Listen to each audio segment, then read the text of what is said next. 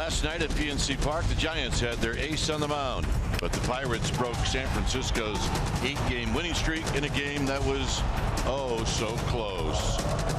Tonight the Giants turn to one of their aces to get them back on track. His 10-game winner Johnny Cueto gets the ball in game 2 of the series. Giants Pirates coming up next.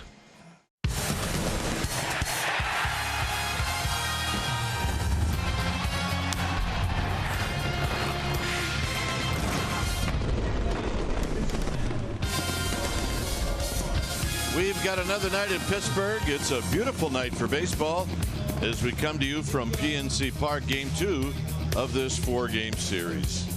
Hi again, everybody. I'm Dwayne Kuiper. Alongside me is Mike Krukow.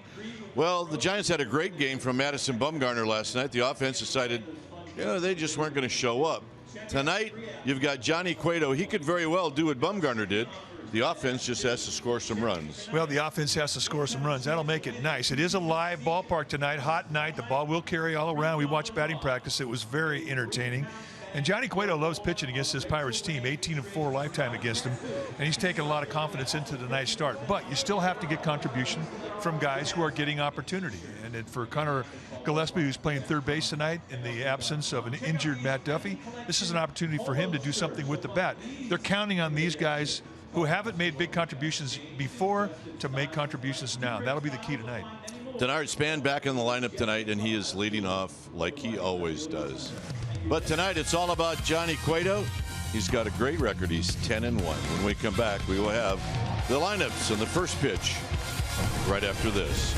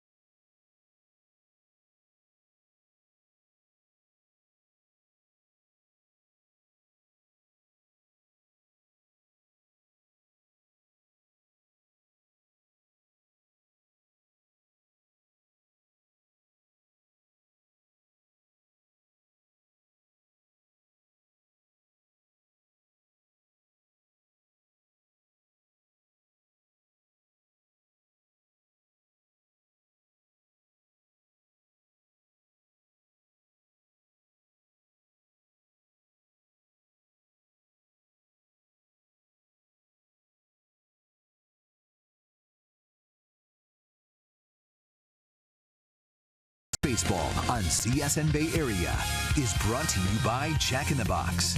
It's back. The Portobello Mushroom Buttery Jack. Taste it before it's gone at Jack in the Box. And by Toyota, the full-line automaker with the longest-lasting vehicles in America. Toyota, let's go places. You're looking into downtown Pittsburgh as we come to you from PNC Park. Our game time weather is presented by the Santa Cruz Beach Boardwalk. Get to the beach. Good idea. The admission-free boardwalk is now open daily 84 degrees here at the ballpark. Winds are calm, humidity at 43%, and it is partly cloudy.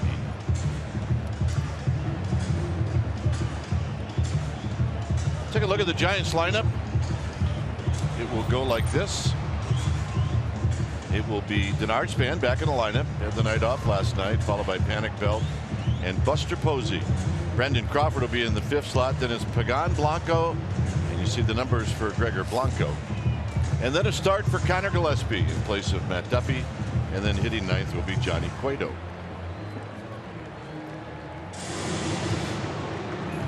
On the hill tonight for the Pittsburgh Pirates will be the 26-year-old right-handed rookie Wilfredo Boscan.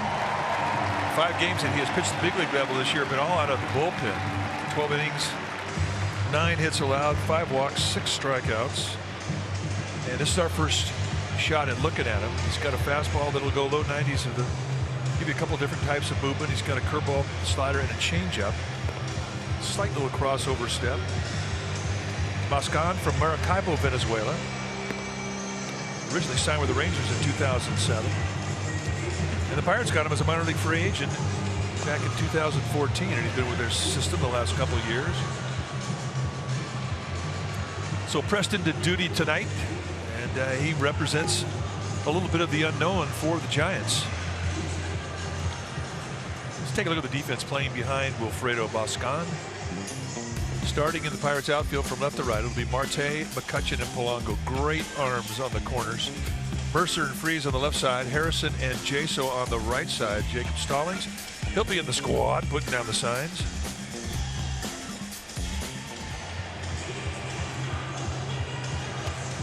So Boscan on the hill for the Pirates. Cueto for the Giants. Saw the sunglasses on Andrew McCutchen, the center fielder, and that is going to be a tough field for the first half hour or so of this ball game. The sun is right in the face of the center fielder. The carry in this ballpark not anywhere near what it was last night's ball game. There was true wind blowing out to left field and carry to right, believe it or not, because the wind was swirling. Tonight, much more calm night wind-wise. And as always, when it's a calm night, there is plenty of carry to right field. That's the short porch. There you see the flags. Not a whole lot of activity going on. Here's Denard Span, who did not play last night. And the first pitch of the ball game is on its way, and it's a call strike. So we get started at 7:07.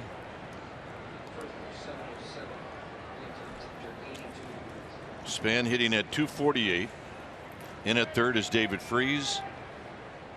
And it's down low. Home plate umpire is Fielding Colbreth, and it's Reynolds, Gonzalez, and Buckner from first to third. Fielding Colbreth is the crew chief. And Colbreth's a low ball umpire with a tight zone. 2 balls and 1 strike. Panic to follow. Giants lost last night 1-0. Frustrating loss. They out-hit the Pirates, which means absolutely nothing other than the fact that they picked up 6 hits and the Pirates picked up 5, and they lost on a home run. The pitch to Span. Span lines it on the ground, and it's a one-hopper to Hairston, who's going to make the play, and that's how this game gets started.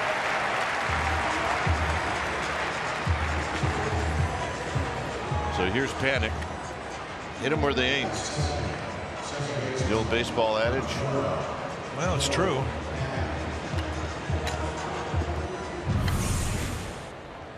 Take a look at just how quickly this ball gets on Harrison. It really got great range left to right. Very quick feet. Panic takes low. Joe Panic in the game yesterday went 1 for 4.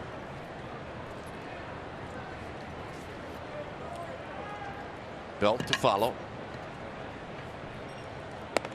And it's 2-0. 261 on the year for Joe Panic. 7 home runs. 31 runs batted in.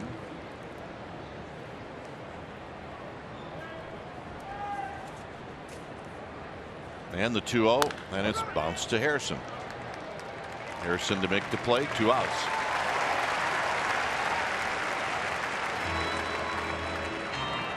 And here's Belt.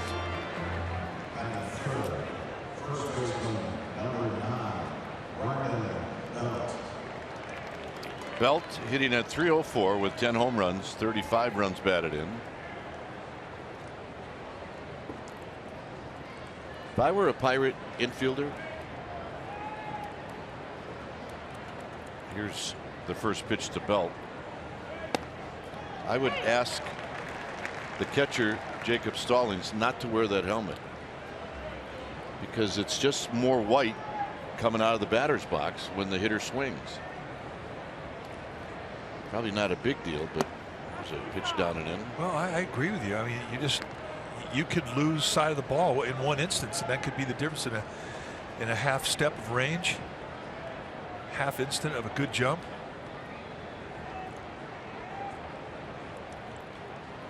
Plus, I don't know about you, but if I'm Boscan, you notice it. I mean, you notice the target, obviously, but and you don't want to throw the ball where those white streaks are. I mean, that's the fat part of the strike zone. And you absolutely will pick it up with your eye. 1-2 to Belt. Got him, and that'll end the inning. 2 ground balls and a strikeout, and Cueto's coming out. Pirates are coming up. 0-0.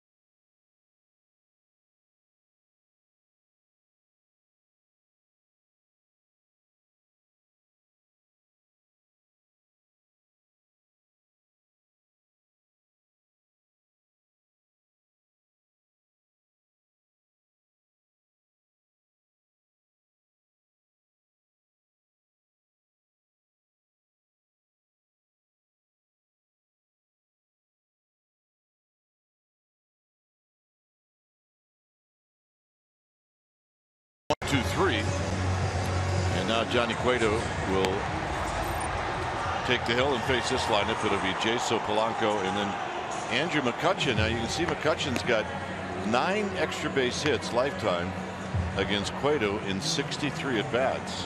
Freese, Marte, and Harrison. Mercer's going to hit 7th, Stallings 8th, Oscone 9th.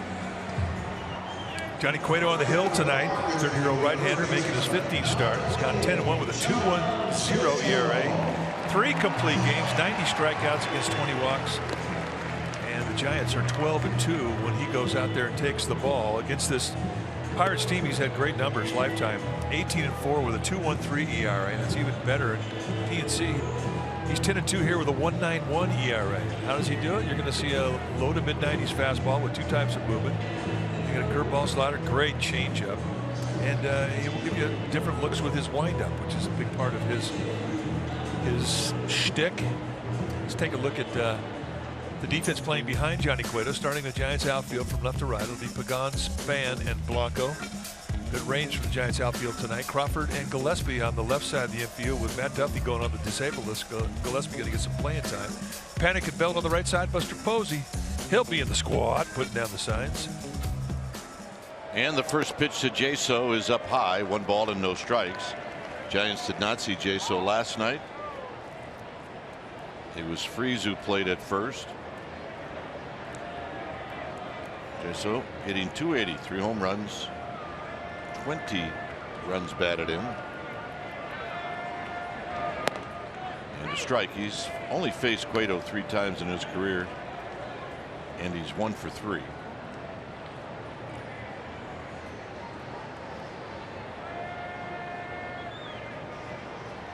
A little fidgety at the plate as it's foul back.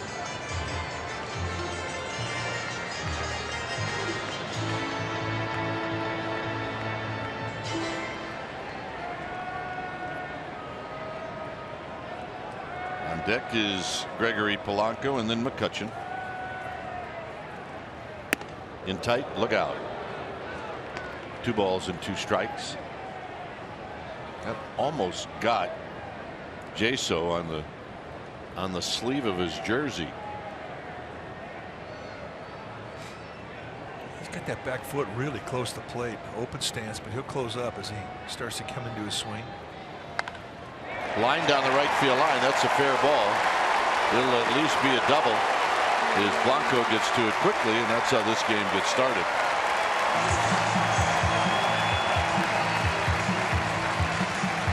Mac Williamson was due to arrive today at 5 o'clock.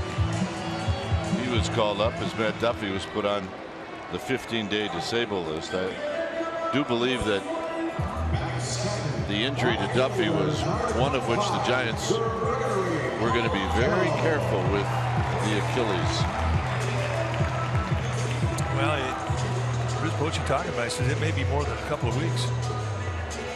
So not the kind of news you were hoping for if you're Bruce Bochy. But as Buster Posey says, you have to just go out and play. Polanco hitting .293. 1 for 2 in the game last night. He hit the ball hard off of Bumgarner, just like he just hit the ball hard in front of the Giants dugout. It's hard to pull a pitch that much without hitting your front foot.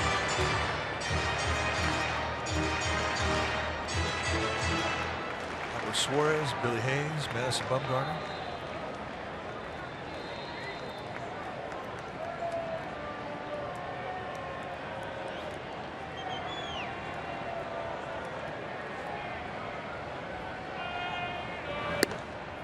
And tight. So back-to-back pitches. Cueto trying to get in on the hands of Polanco. He is a tall hitter. Yeah, he's a middle-of-the-way guy, and you really do have to crowd him. That last pitch was not that far out of the strike zone. It's right where you need to be, at the belt, on the hands. Softly hit to Panic. That's going to get Jaso over to third. So that's a productive out. Perfect pitch, cutter right into the fist. This will be a very interesting matchup here in that it is a strikeout situation for Cueto.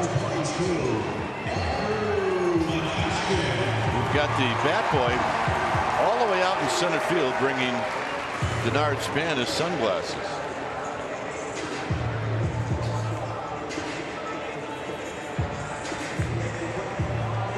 What are the odds one of the coaches is going to run out there and bring it to him?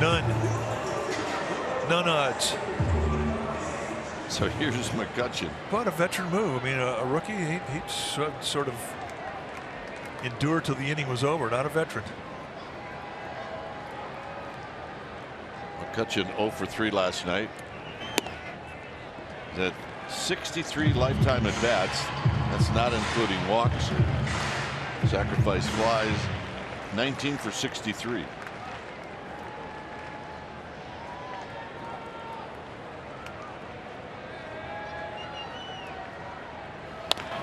Cues this one off the end of the bat foul, and it's 1 ball and 1 strike. Giants come in still playing great baseball after the 1-0 loss. They're 3-1 on the road trip. 8 games over 500 on the road, and they're 5.5 games up on the Dodgers, who won last night behind Clayton Kershaw.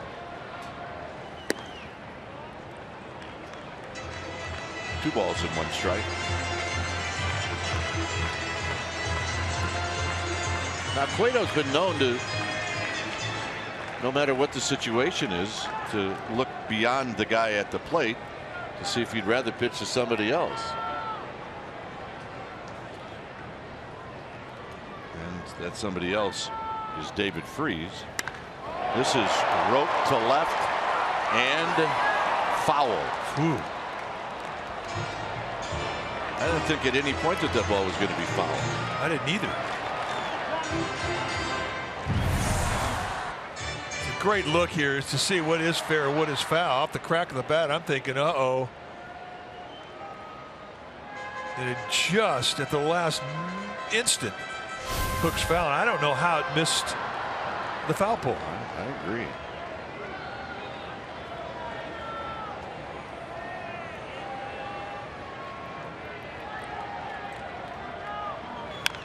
Tap foul.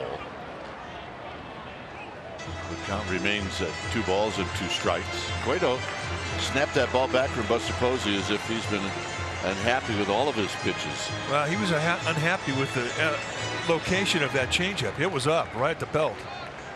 And in really a fly ball situation for McCutcheon. He's looking for a mistake up. So Cueto knows he got away with one there. He wants to throw this thing down below the strike zone. Giants have pulled the infield in.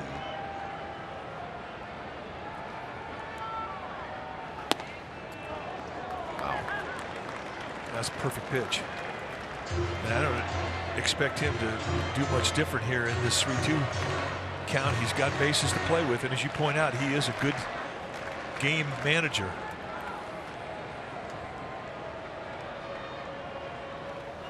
Got him. Change up. And that's where he wanted to throw that, right at the base of the strike zone. And that is the strikeout he was pitching for. Big upper body turn. Good arm action. And McCutcheon way out front. So now Cueto with a chance to pitch out of this inning. David Freese at 292. And a called strike. Took it 0 for 2 yesterday.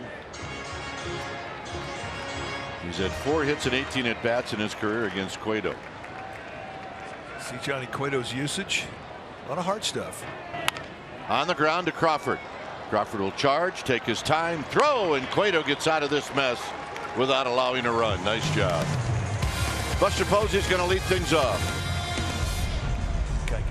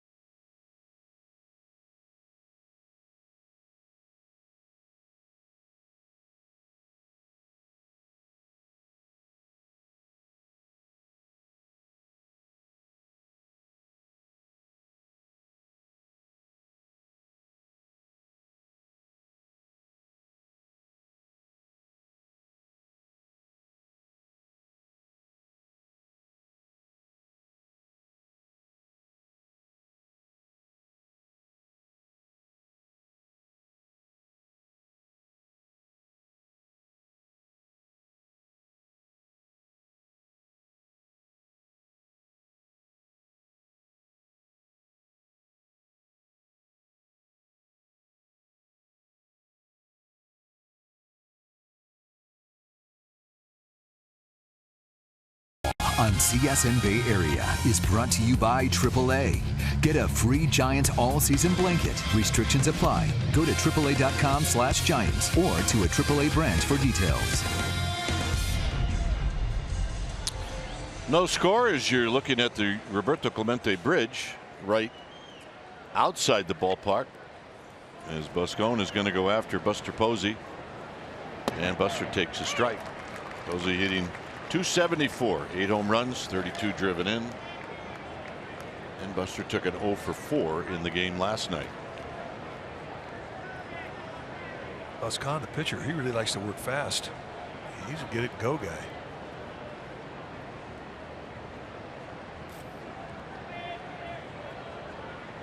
Outside and low, Crawford, and then Pagan, second inning.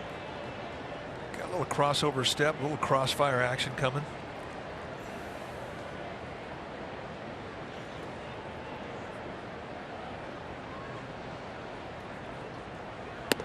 Swing and a miss. 1-2.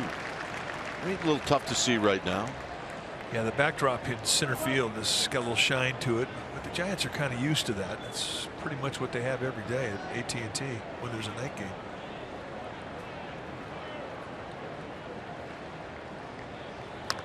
And Posey out in front.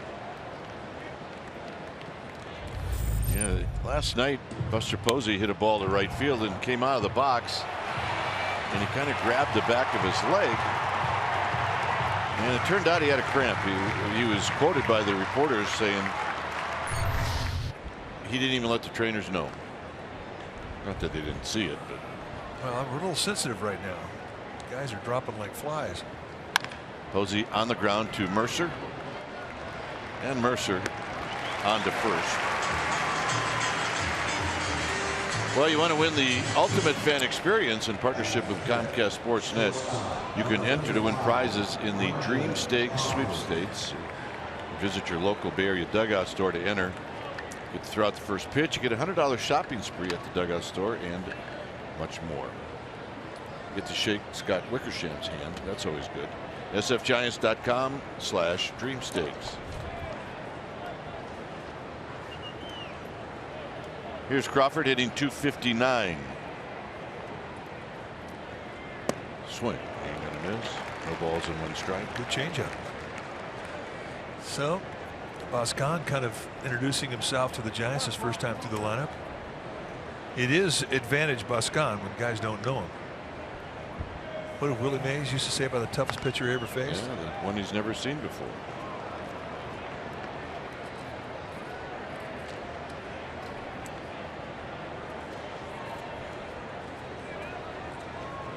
I hope he really said that because we've used it a lot. Well, it's definitely something he would say.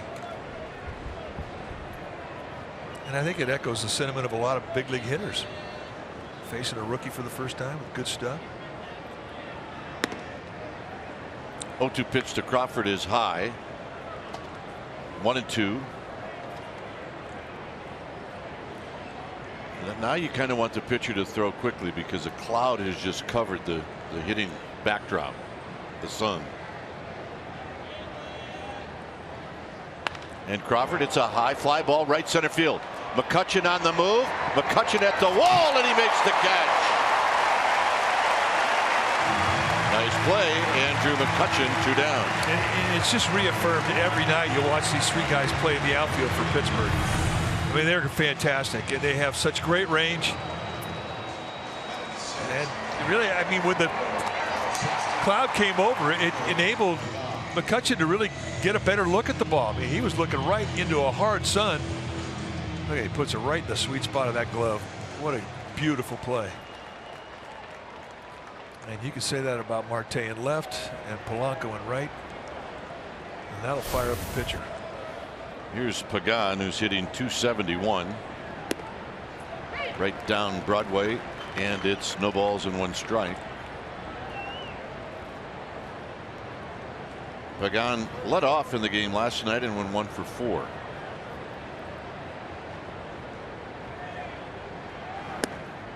Just inside to even the count.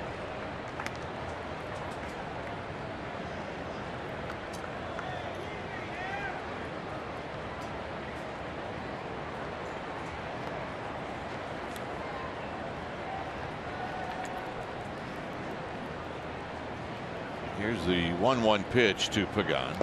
We have another park, Mike, where that camera's right over the pitcher's head. It's just a good look.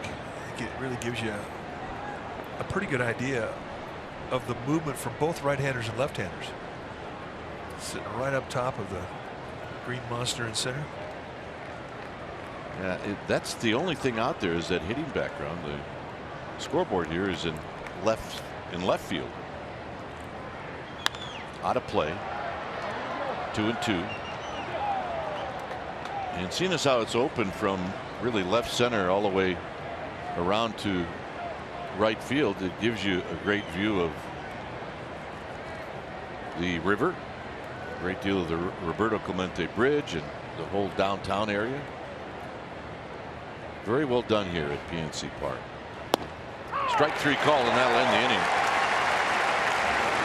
McCutchen takes a hit away from Crawford. Certainly would have been extra bases. We'll head to the bottom of the second. It's 0-0.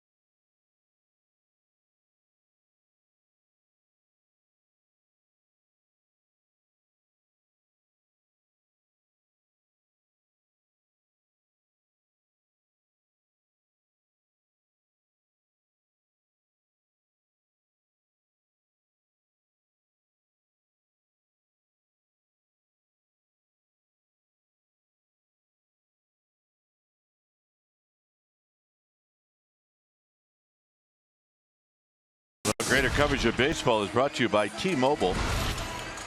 We're going to focus on Johnny Cueto. His last start on the 15th of June against the Brewers. 7 innings pitched, 7 hits, a run, 1 walk, 9 strikeouts. He threw 96 pitches. Win number 10 on the season. Here's Marte waiting, and Marte swinging, and it's a foul back, and it's 0-1. Marte hitting .333, 6 home runs. 27 runs batted in. Hasn't had a lot of luck against Cueto. He's 3 for 26. Well, he can't believe he swung through that last high fastball at 89.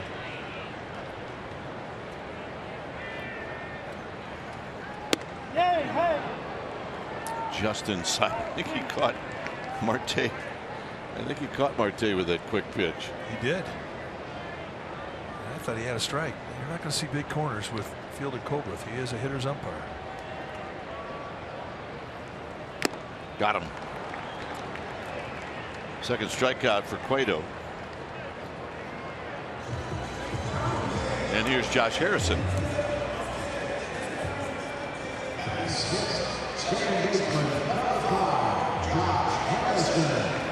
So Harrison stepping up. Harrison took an 0 for 4 against Bumgarner last night. He's had pretty good success against Cueto. He's 7 for 21, 3 doubles and a home run.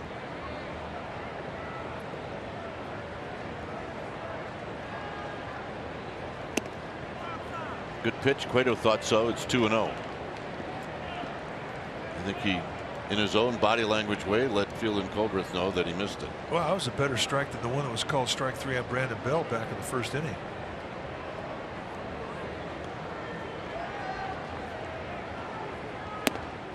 Two balls and 1 strike.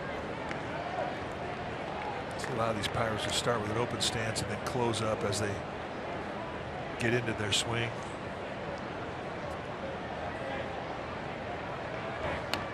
Foul back. He was on him. The whole idea about an open stance, 2 reasons. One, it puts both eyes on the baseball. You get a real good look at the ball. Number 2, for guys who have problems pulling off the ball, once you start wide and then you step into the ball, you kind of put your feet in position to prevent that left shoulder from flying out. You get better coverage on the outside corner.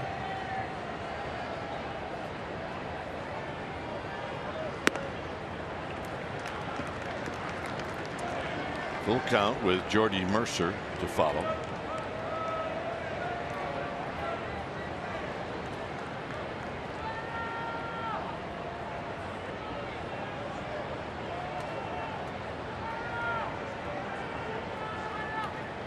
Got him.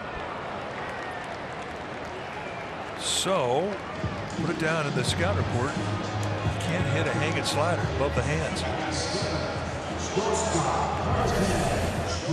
3-2. I mean, you're not going to really think a corner. I mean, that ball is just ball 4 right above the hands. Perfectly placed.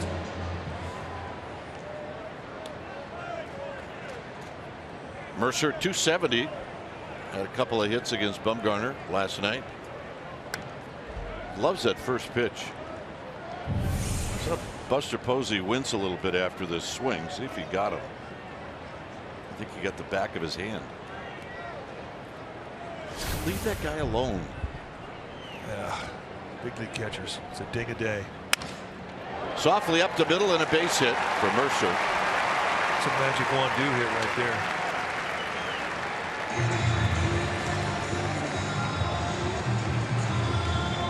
Here's Jacob Stallings, who in his big league career is 0 for 4.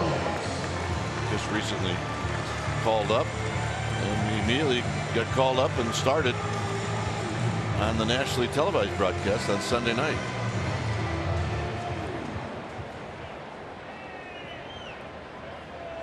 So here he is facing Johnny Cueto with 2 outs and 1 on. Foul back. I say be careful to these Pirate catchers who don't have a hit yet in a Pirates uniform. Well, yeah, that was the case last night. The difference in the game.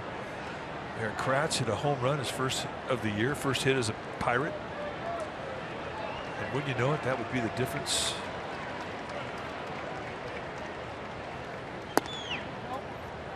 No.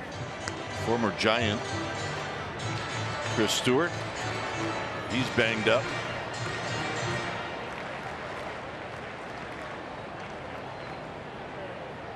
Their starting catcher is it Cirelli? He's banged up. There's a strike. Yeah, Francisco Cirelli. He's going to be a while. This was the home run we're talking about, and for a long time we didn't know if it was going to be a home run or not. He didn't think he got it. He thought he was out. As you watch his reaction. Well, the ball got up the bat, but it gives you an idea how much carry there was to left field. And even after he hit it, it was a ball that was in the glove of Pagan as he went over the fence. He could not hang on. Some things are just not meant to be. It's a foul back.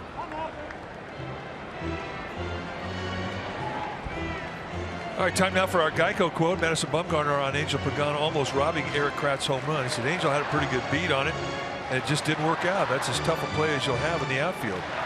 It would have been a spectacular play, but in the end, Pagan very disappointed that he was not able to make it. 1-2 to Stallings. Out of play. For those of you that are avid men's college basketball fans, Stallings' father, Jacob, is Pitt's head basketball coach. I didn't know that. I'll bet you Dave Fleming doesn't even know that. I would not bet against that. His name is Kevin Stallings. And I'll bet you lunch tomorrow. Deal.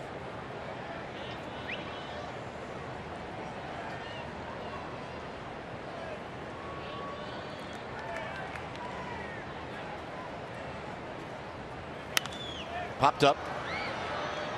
It'll be Panic calling off Belt, and that will end the inning. All right, we're going to find out who's buying tomorrow right now. We'll be back.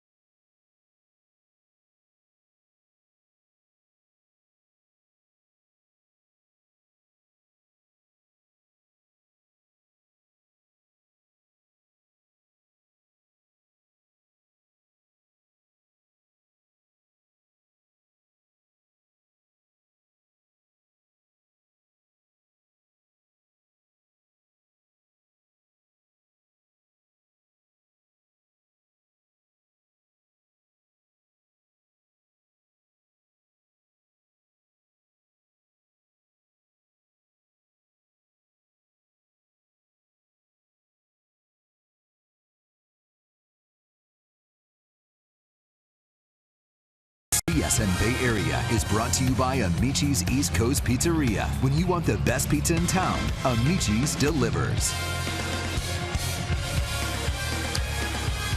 Well, the family 4-pack presented by Chevron is now available for the July 5th and 6th games at $99. The pack will include 4 tickets to the July 5th or 6th game against the Rockies, plus a $25 Chevron gas card, just $99. That's where it starts. Go to sfgiants.com/family. Here's Blanco. Blanco drops on a bunt, and it's a foul ball. Well, that's a good thing, because he'd have been OUT.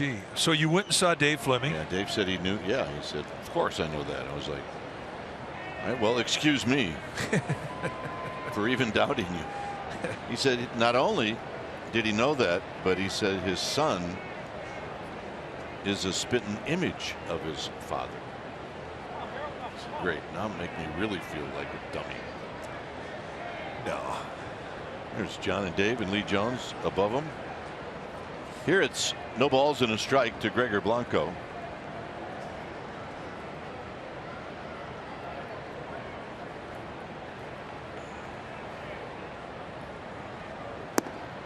At the knees.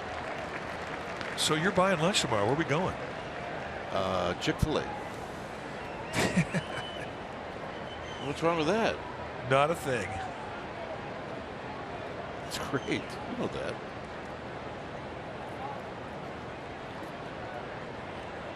I'll even get you the double order of waffle fries. I'm in.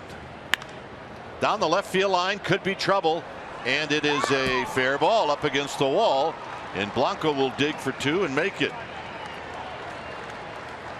Man, for the first time tonight, Wilfredo Boscan is going to be in his stretch. Well, his fellow countryman got him.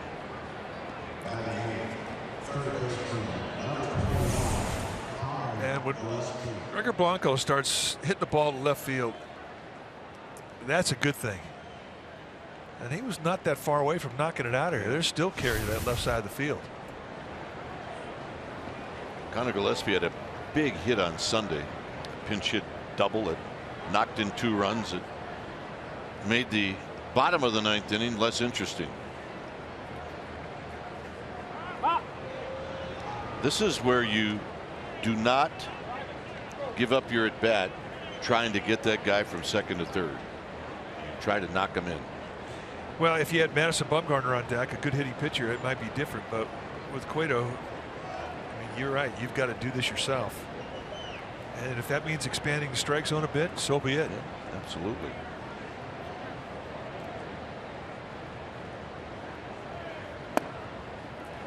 Down low, 1 ball and no strikes. Gillespie at 159. Hey, Mac Williamson has arrived. And he's got that I'm glad I'm back at the big leagues look. Yes, he does. Hit a home run last night. Yeah, he's been hot since he went back down to Sacramento.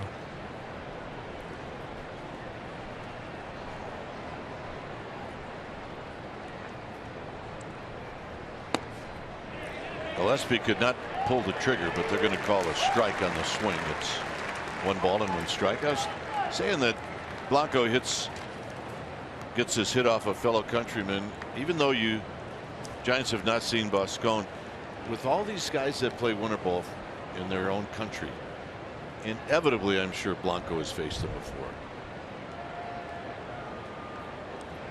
Or at least seen him. I'd be surprised if he hasn't faced him. Hit into left center field. This is going to be tracked down by McCutchen. Blanco's going to bluff a tag. So Gillespie retired, and here's Cueto.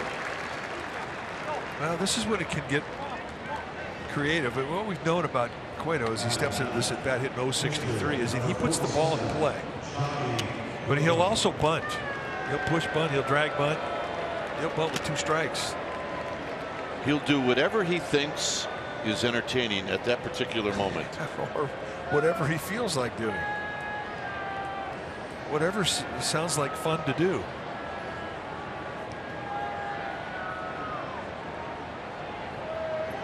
He does have 2 RBIs on the season. He's 2 for 32. Very shallow in right is Polanco.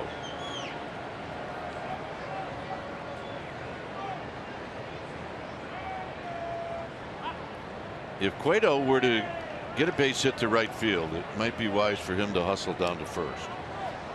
And he can run. He can definitely put some pressure on a infield from the left side. Good athlete. One ball and no strikes. Tight zone.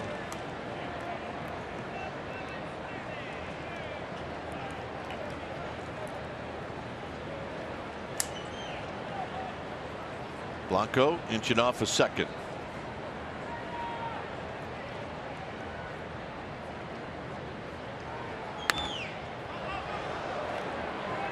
Stallings will come over, but that's out of play.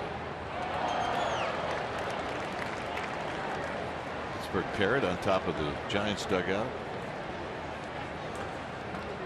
Never had too much of a problem with the Parrot. It was Yuppie that killed us. Yeah. But this one's better. The first Pirate was TIRED. This version, not bad. This is your opinion, right? Absolutely. That's the only one I can give. One ball and one strike.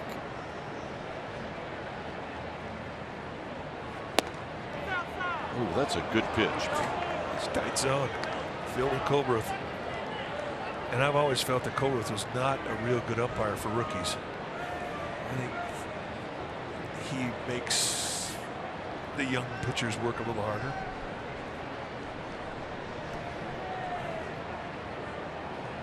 It'll be the same tomorrow with Jim Reynolds, another tight zone, hitter zone.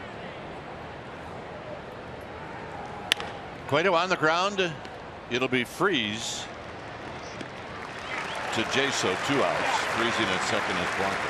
Saw Cueto run down that line and he was moving. So here's Span.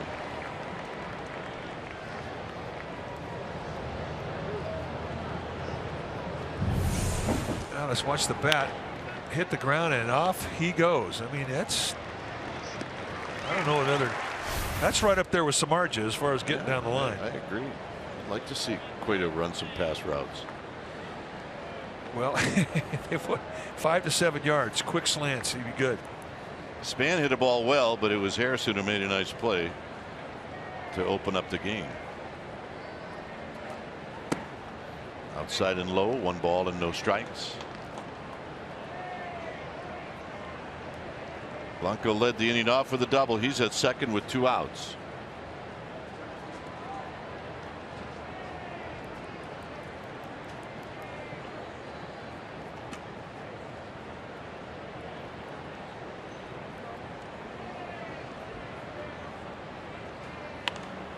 And this pop-up to Freeze is going to end the inning.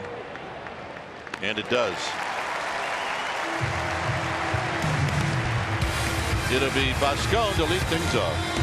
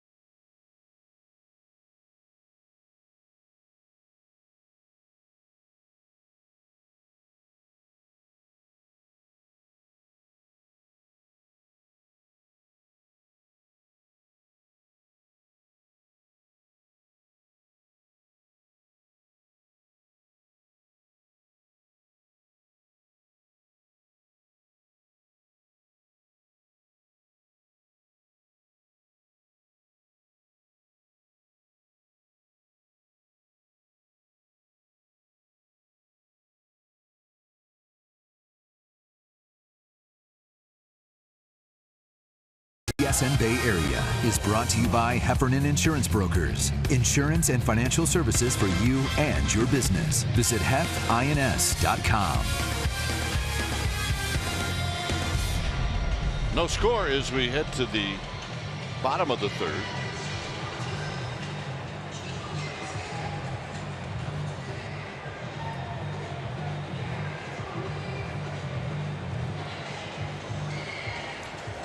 So here's Wilfredo Boscan. And we don't know what type of hitter he is.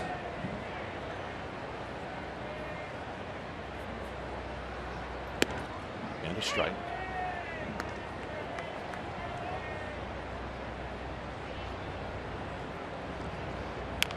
Cap slowly, foul.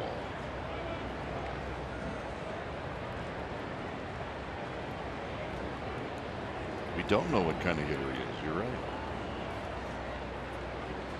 I mean, he could be Babe Boscan for all we know. Up the middle, Crawford by the bag. We'll get rid of it quickly. Very nicely done.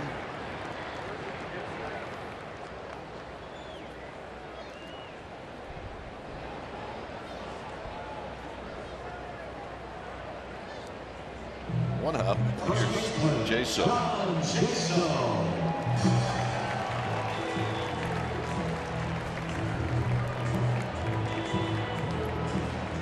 Jaso opened up the bottom of the first with a double down the right field line, and then Cueto pitched out of trouble as Jaso got to third with only one out. He struck out McCutchen, and he got Freese on a ground ball.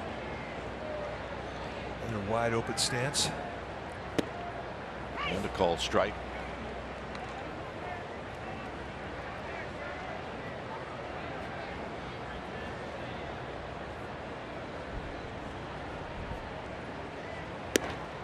Good pitch.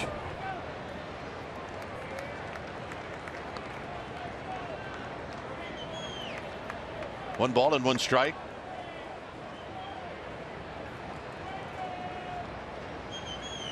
Cueto with a little bit of a quick pitch, and it's 1-2.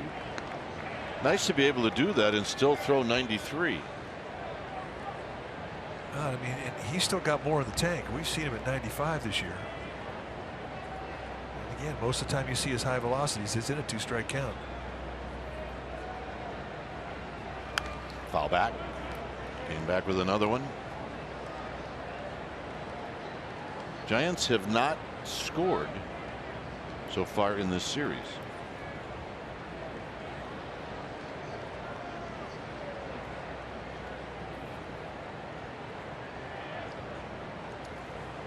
The 1-2. Wide.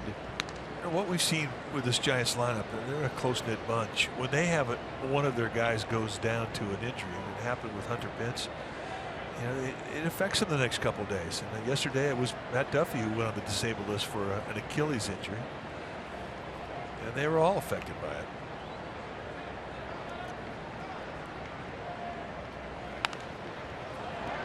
Gillespie will watch this one sail into the seats. It remains at 2-2.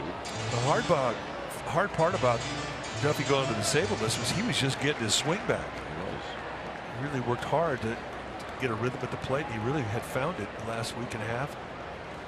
And now he's on the shelf for at least 2 weeks.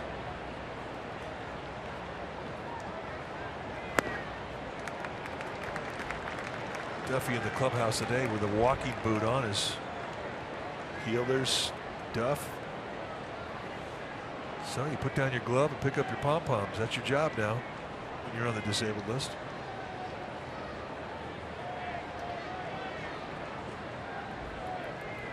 Cueto trying to get on the same page with Buster Posey.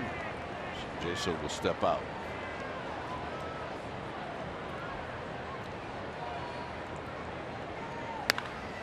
Foul. Look out. That's when you hope you're paying attention. Heads up. Looks like he was aiming for the cotton candy guy. All right, everybody's laughing. We're good.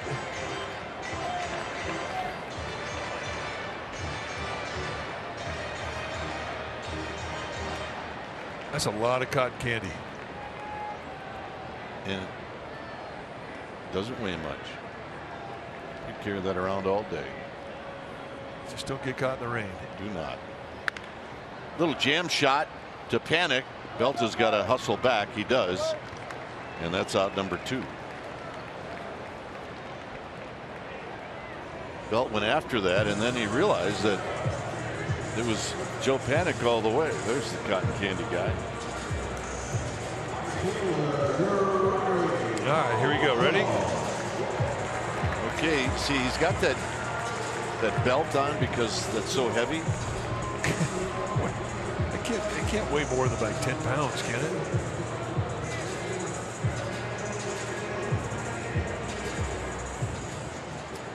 Yeah, a couple of notches open.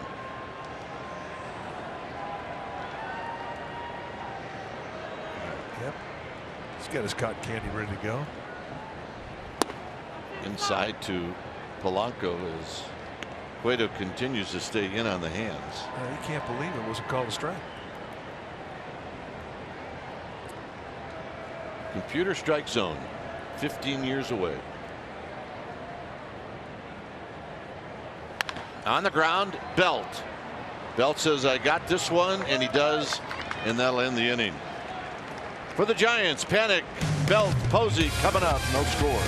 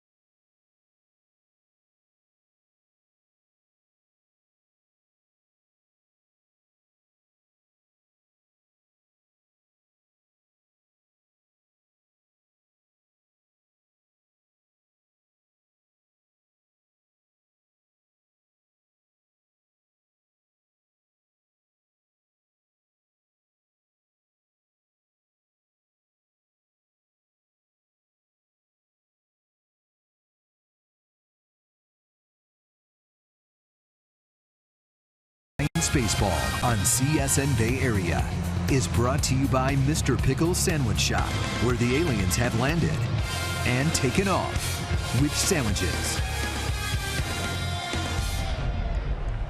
Beautiful look at downtown Pittsburgh and the Roberto Clemente Bridge. Here it's no score. There's Joe Panic. Stands in. And a strike at the knees to Joe Panic, hitting now just under 260. He's got 7 home runs, 31 driven in.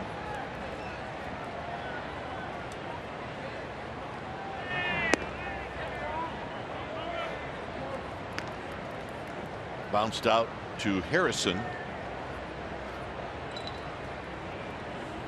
in the first inning. 0 for 1.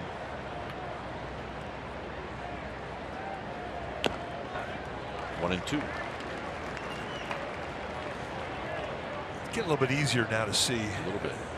As the glare off the center field batter's eye is starting to go away. That's foul. Look out.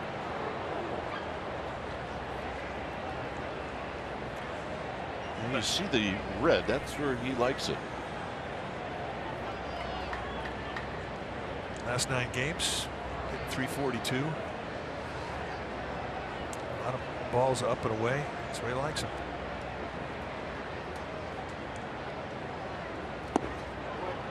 Low and away. Change up. 2 and 2. 4th inning.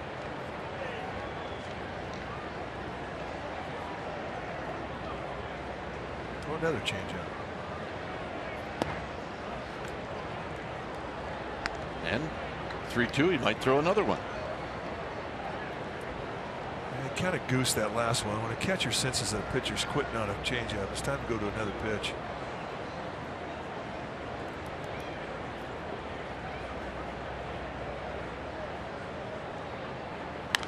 Out of play, and he does. He throws him a fastball at 91. Wisconsin really has not had great command. I mean, Stallings, the catcher, wanted that fastball in on the hands. He kind of left it out over the plate, but hey, it's 3-2 count. He's got to throw a strike.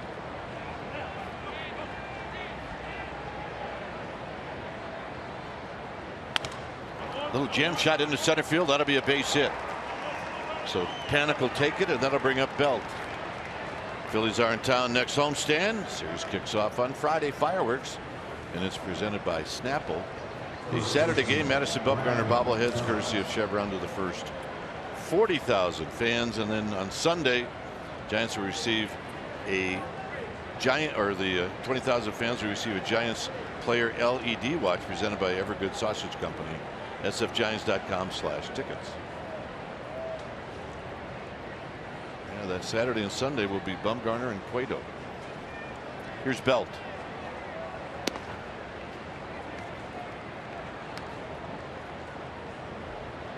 Belt looking down to Roberto Kelly. Can't imagine there'd be too much on. Hey, the dog days of June. Yeah, they must have a section here, right, where you can come with your dog? Yep, they're happy.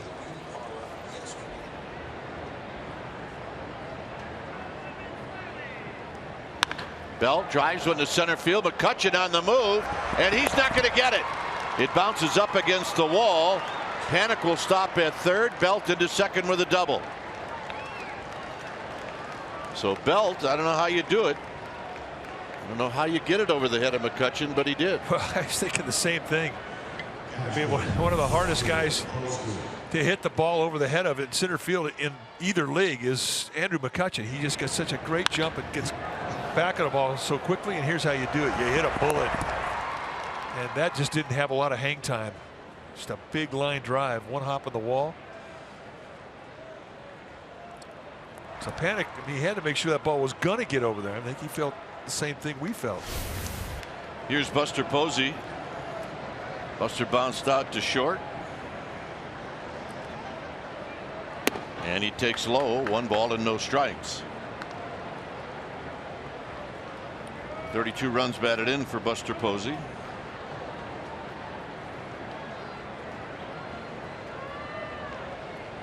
Great arms on the corner in the outfield, both sides of the field.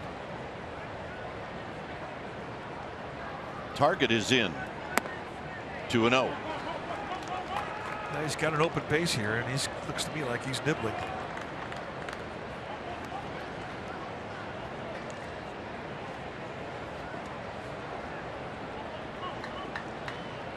See if Buster leans on one here if he gets a good pitch he likes. I'm sure he will.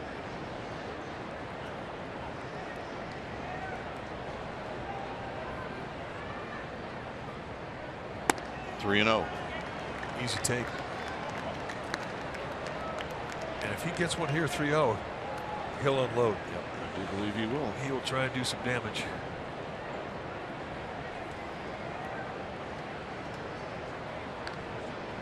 Brandon Crawford, look at his chops.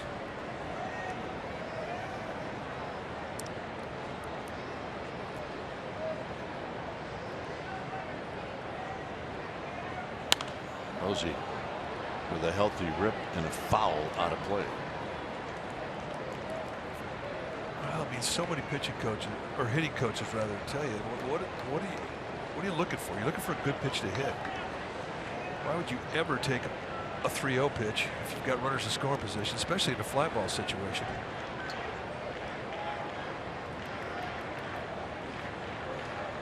And it's perfect sense.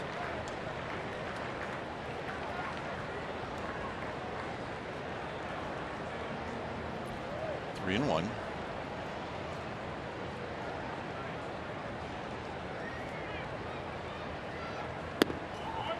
And the walk.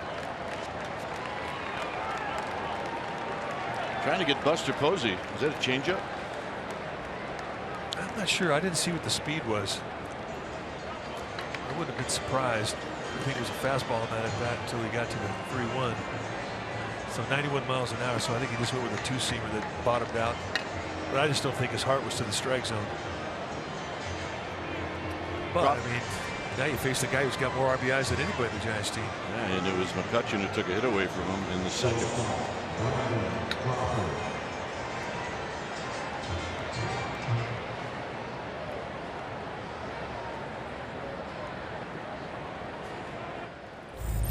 '14 wild card game. This was the grand slam. First time a shortstop had ever hit a grand slam in postseason. We won't forget it.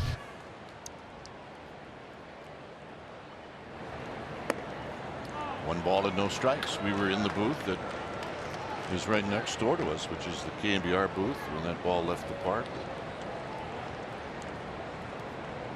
Dave Fleming had the call.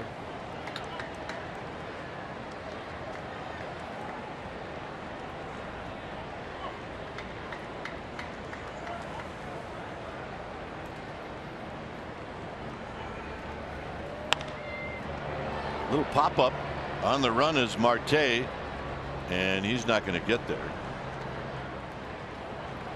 As deep as it is here in left, it's not a ball that the left fielder is going to be able to get to, especially if you're playing straight away or even maybe playing Crawford a little bit towards the gap. See their triples alley, 410 to left center. It's right next to them. Bullpens out there.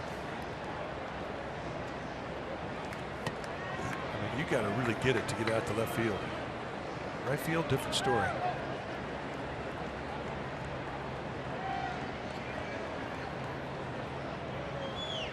Crawford on the ground, foul, way out in front. It's now 1-2. Ball girls here can pick it. Yes, they can.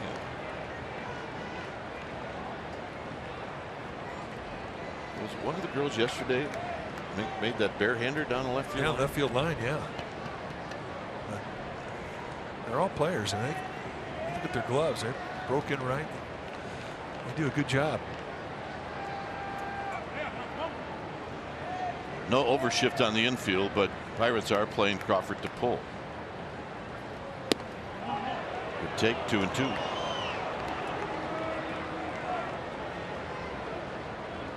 Panic, pretty good speed at third base, but you're going to need at least a medium fly ball in left field, right field. And really, McCutchen's arm is not that bad either. But the two on the corners are way above average.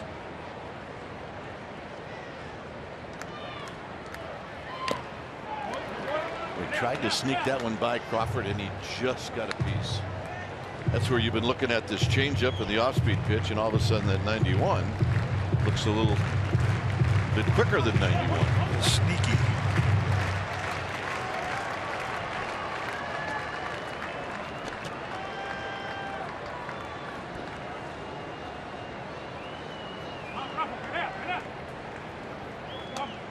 Two balls and 2 strikes.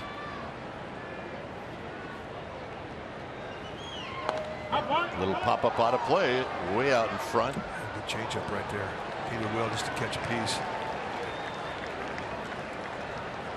So basically, that's what we're seeing now, huh? Fastball changeup. Fastball changeups. Panic Belt and Posey.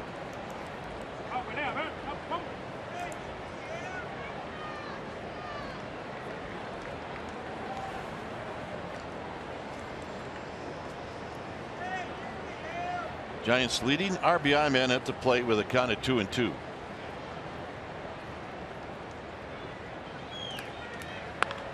Foul down the right field line. Heads up. Don't get hurt.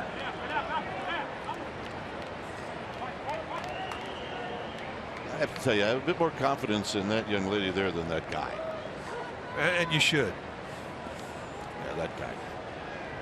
Yeah, no contest. I see his buddies going, dude, hear what they're saying about you? over on the San Francisco. They are on you hard. 2-2 to Crawford.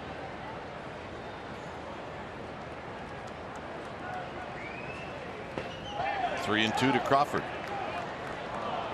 C.B. Bucknor, the third base umpire tonight, saying no swing. Well, that was a breaking ball. Well, that was his chance to go out of the strike zone in a 2-2 count. So Boscan has worked himself into a get it in situation here with a 3-2 count.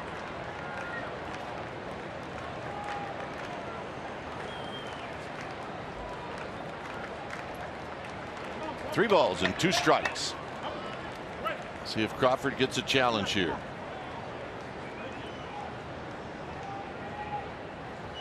Out of play.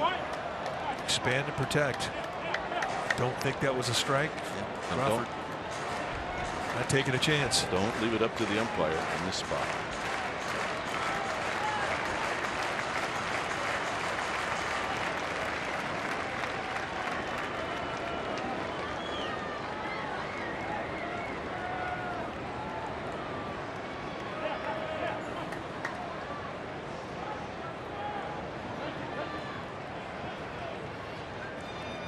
Another 3-2 pitch coming up.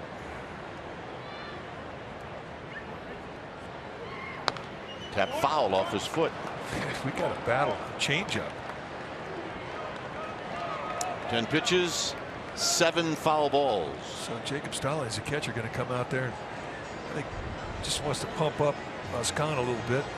Maybe give him a bit of a breather as this at bat has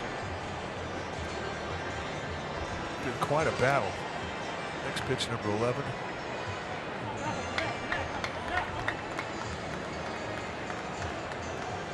Number 69. Yes, didn't somebody graduate from high school in '69? John Miller. What was your class? 70. 3 and 2.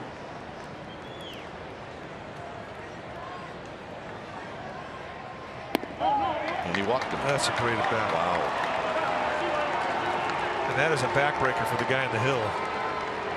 I think he made the pitch he wanted to make. I do too. 11 pitches and you lose him on a walk. And now the pitch count in the inning is high. And that's when you can really jump on a guy. You're going to get some bullpen activity.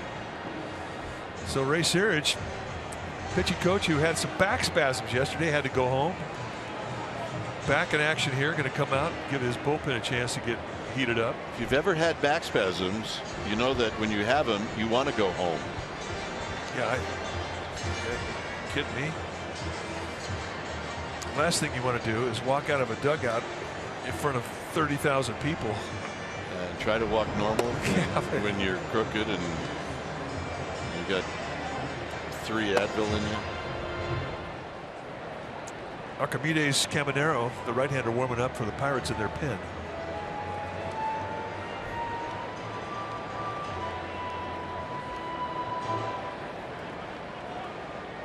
One of the better names in the big leagues.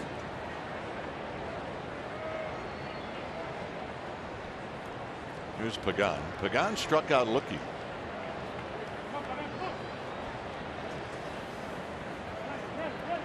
So he's got a shot with the bases loaded, nobody out. And he doesn't waste any time. High and deep. It is out of here. And that's a grand slam, and the Giants drop a 5 spot on the Pirates here in the 4th. And for Pagan, that's his 3rd of the year. You just thought he might try and bushwhack on that first pitch. With the walk from Boscan, you don't want to fall behind on a first pitch to the next hitter. He challenged, and Pagan was waiting for him. Hey, looking fastball, looking middle in, and just golfs it out of here. And watch McCutcheon in center field. He takes about a couple steps and said, "Nah, we're good." That move there is to try to trick the play-by-play guys. Didn't work. Here's Blanco, and Blanco skies this one into left field. And a late jump by McCutcheon. He's not going to get there. And Blanco's got another double.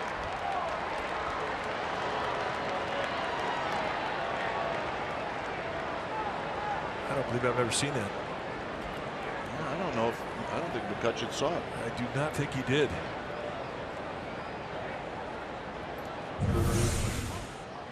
One more look at the side and watch the dugout reaction as they start to see that ball's going to travel.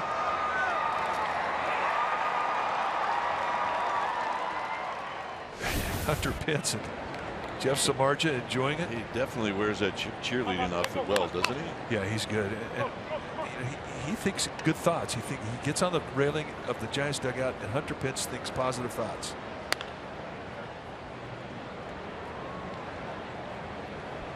Go fight, go fight. He is as good a teammate as I have ever seen.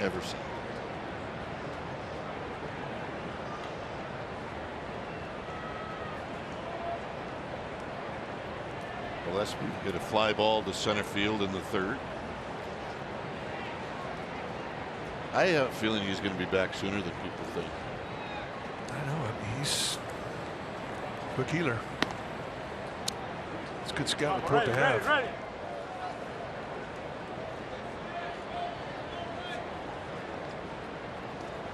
He is. I don't know when I'm going to be back. He's a good dude. But I am going to have a positive effect on this season.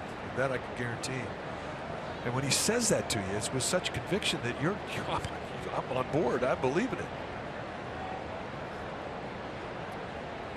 The 1-1 to Gillespie, and Gillespie, high drive, right field.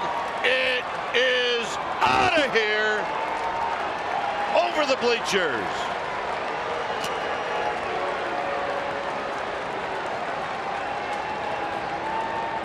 His second home run of the year. That's got to feel pretty good for Connor Gillespie. Indeed it does. His hit's starting to fall, and that was a big one. And that's going to be the last pitch that Boscan throws. Let's take a look at the replay. Down and in. Down and in. Boom. And just down and in, and he goes down and backspins it right out of here. That ball had carry. He almost hit it over the bleachers. Back rode it. Oh man, so I was wrong? Did you say it went over? Yeah, doggone it. Oh, sorry. My bad. New pitcher coming in. When it's time for a change, think Speedy Oil Change and Auto Service. Your oil change tune-up and repair experts.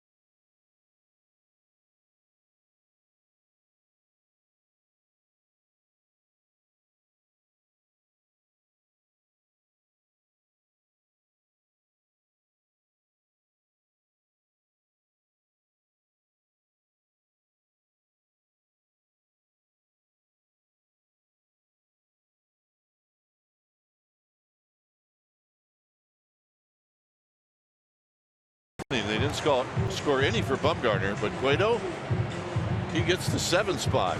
Well, when the Giants break out, they break out. Well, now they're going to take a look at Archimedes Caminero. It's the 24th time that he has come in, and he is a hard thrower. You're going to see mid to high 90s, an occasional 3-digit fastball with a hard slider and a split. He doesn't have great command. He's a spooky at bat. Cueto just found that out. It's 1 ball and no strikes.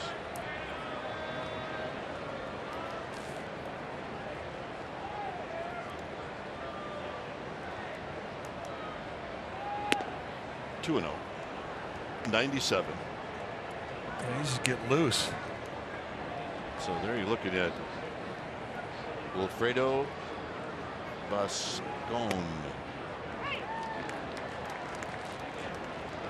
Bascon, I beg your pardon. There's Gillespie, who just hit the 2-run home run. Well, he can add Wilfredo into his book. Johnny Cueto's going, seriously? That's 2 he's put under his armpits. Johnny Cueto needs to back off the plate about a foot.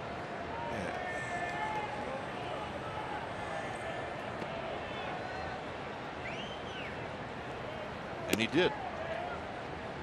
Well, Caminero, he's a spooky at bat. I mean, he doesn't really know where it's going. If you're hitting off, it's ball 4, but the scoreboard was wrong. Everybody believed the scoreboard.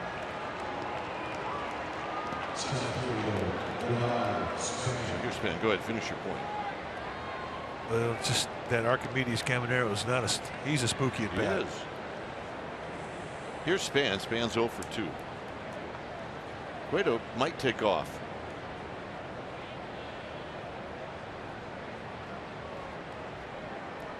My suggestion would be is don't do that.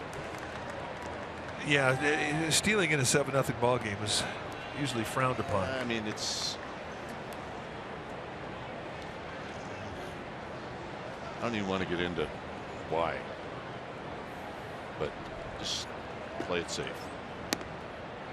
There's a strike. Jaso finally forced Cueto to scoot back, which is probably a good thing.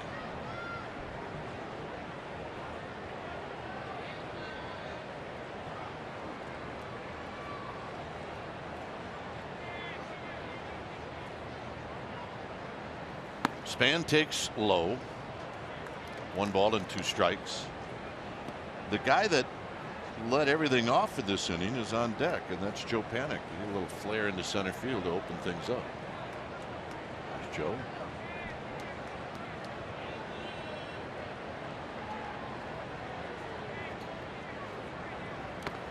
Two and 2.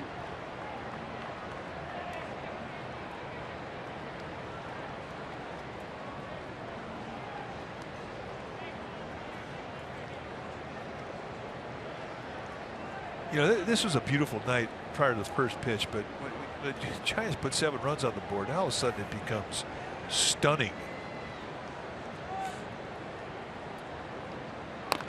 Foul. Stays at 2 and 2. But this really is one of the most incredible views into a city that I've ever seen. 2 best views from our working conditions are our park and this park. Oh, this is just spectacular. And you see the bridge. It's beautiful. Roberto Clemente Bridge, the Roberto Clemente Wall.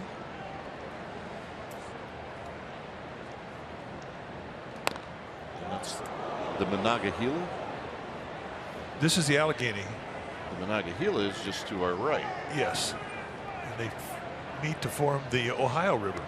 Goes that way. But the rivers are beautiful, and bridges are just spectacular. It is the city of bridges, that's for sure.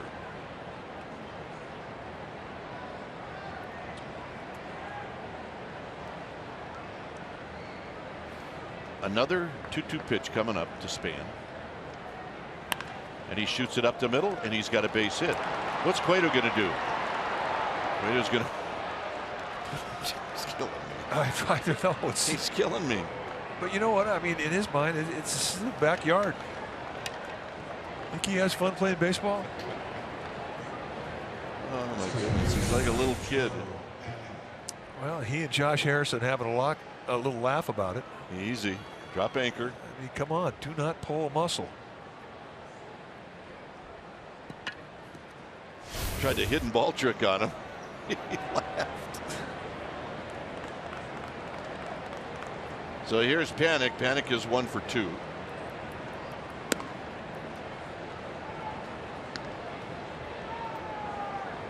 That's the 6th hit in the inning for the Giants.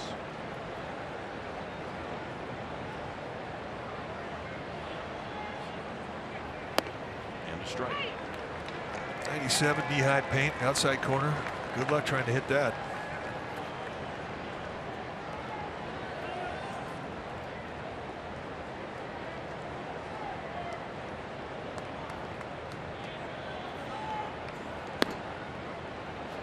One thing the Giants will do is they're not going to change their approach, given what the score is. No, they are not. And you know, I mean, it's the same thing about pitchers. When a pitcher has a big lead, he's not going to change how he gets people out. Driven into center field. McCutchen looks like he's got room. Cueto's going to tag.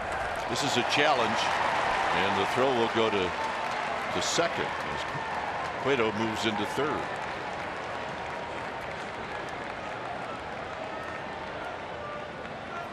And Belt now will hit.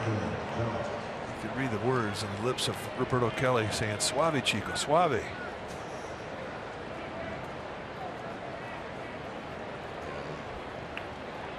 Interpreted as, "Don't try to steal home."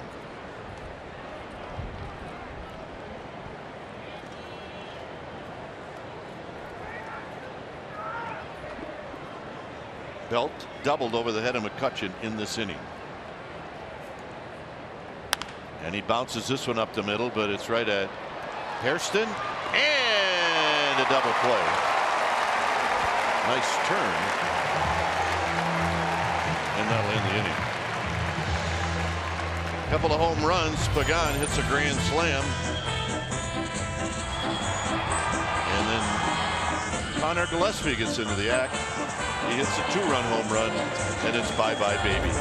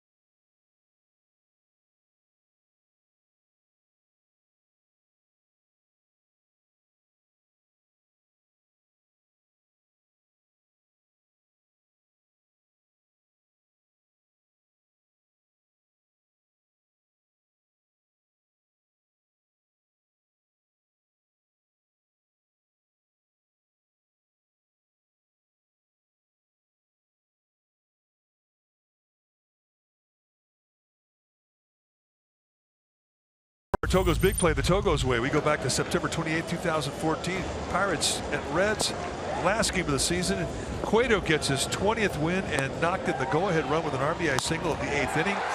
8 innings strong, 6 allowed, 1 earned run, no walks, 7 strikeouts. The first Red right-hander to win 20 games in a season since 1965. Johnny Cueto, a moment that he won't soon forget.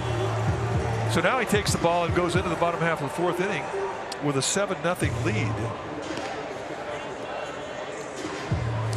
Take a look at what he did in the Cincinnati Reds uniform. It gives you an idea of just how well respected he is in the state of Ohio. 92-63 with a 3.21 ERA. He was an All-Star in 2014. He finished 4th in the Cy Young voting in 2012, 2nd in 2014. And in 2014 with that 20-9 record.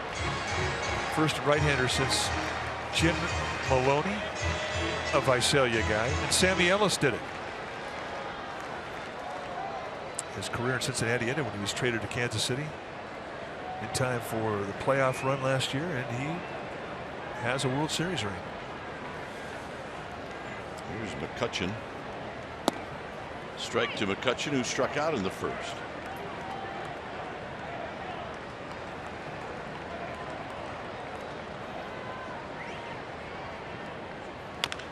Wraps this one on the ground, foul.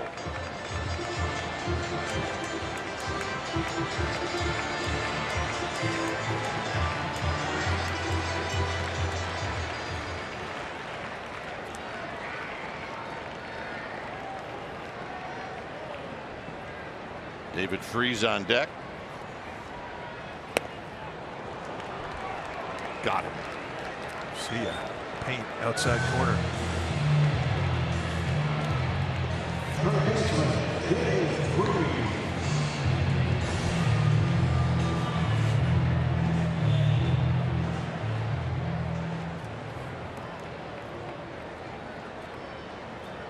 Kutch strikes out for the second time. Here's Freese. And he shoots the first pitch foul.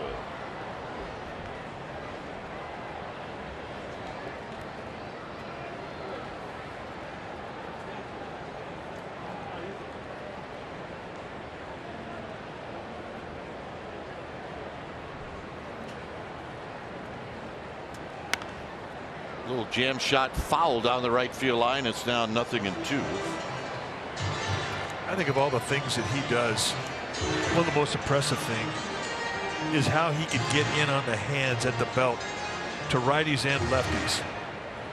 I mean, he really pitches in well. He'll establish a strike with a fastball on both sides of the plate early in the game. Got him. This locks him up with a 0-2 breaking ball.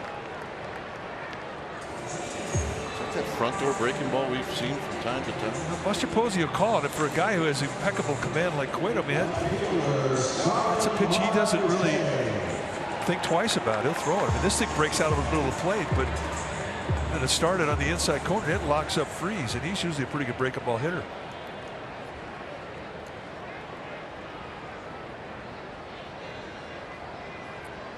Here's Marte, who struck out in the second. Straightens him up. 1 ball and no strikes.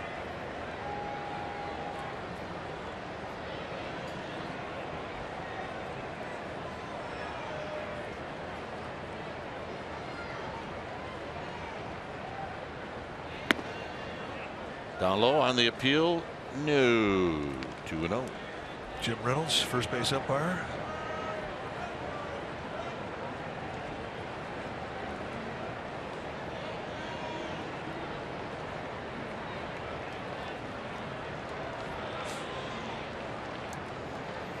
Comes right at him. It's 2 balls and 1 strike. That's a rough 2-0 pitch.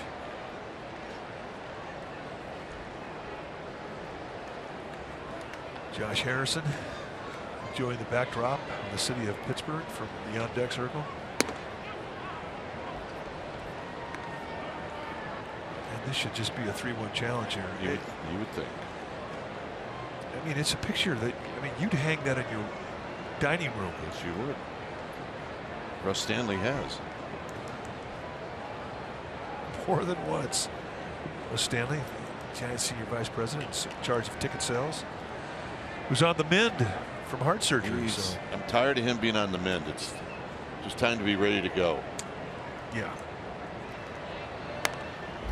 And you're talking about again getting jammed. It's 3-2. The reason we say that is Russ is a very passionate Pittsburgh all sports teams fan.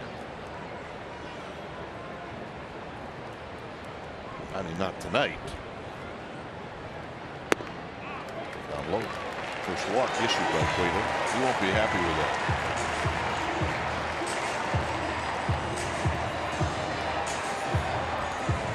And here's Harrison.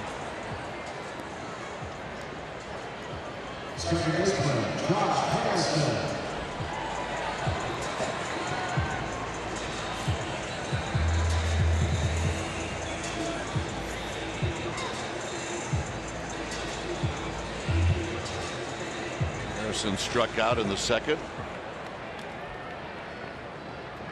This is proving to be a long 4th inning. There's a foul out of play, and the Giants send 9 men to the plate before recording an out.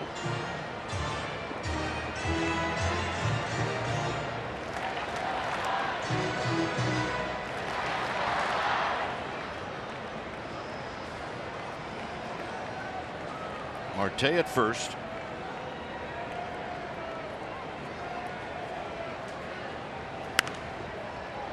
Playable for Belt, I think. Side retired. Harrison pops out. We'll head to the 5th. And it will be Buster Posey to hit first.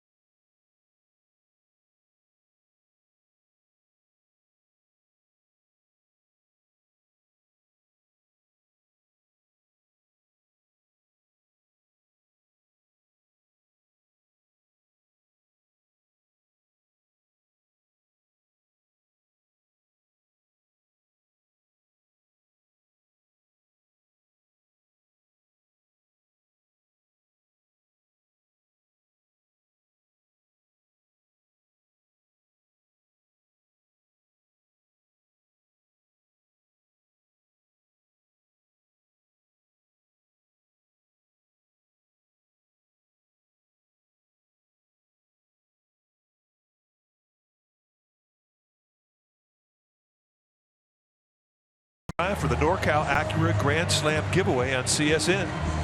So Ray Larera will win an Acura MDX if a Giants player hits a Grand Slam this inning. Go to AcuraNorCalDealers.com for more information on how to enter. Hey, we saw a Grand Slam last inning, Ray. Maybe we'll see another one for you. It happens all the time. Here's Buster Posey. Buster on the first pitch, drives one to center field. McCutchen back, McCutchen at the wall, and it's off the bottom of the wall. And Buster Posey, who is not afraid to get after that first pitch fastball, starts off the inning with a double. He likes those guys that throw hard. Yeah, you're right. And he gets one that goes right above the knee, middle in, and he inside outs it with backspin over the head of Andrew McCutchen. And I don't think I've ever seen this many balls go over the head of McCutchen.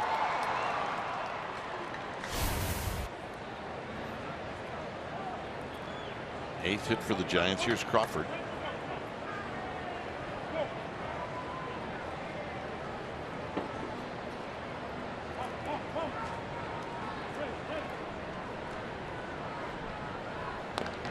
And Crawford rolls it foul. Crawford, of all the at-bats, Pagan hit a grand slam, Gillespie hit a grand slam in that 4th inning.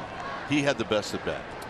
He had an 11-pitch walk with the bases loaded. And you're right. That was a spectacular at-bat. And the pitch that he took for ball 4 was a teaser. It was a pitch a lot of guys swing at. 99-mile-an-hour fastball.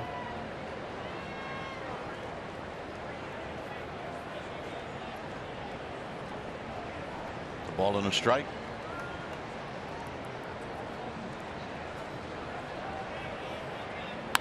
Shot up the middle. Hit hard, but Mercer's got it.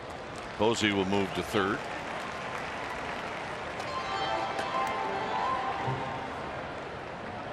And here's Pagan.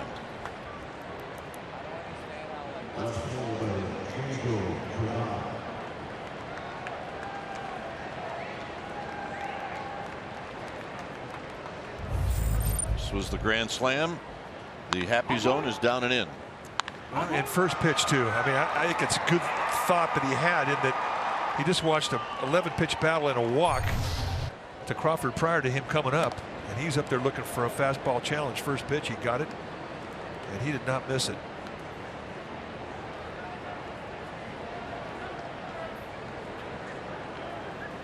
Infield is in with Posey at 3rd.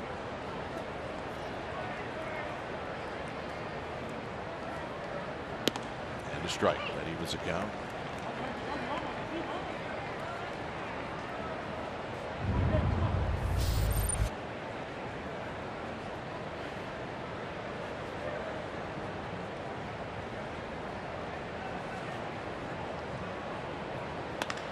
On the ground, and Freese has got it on one hop.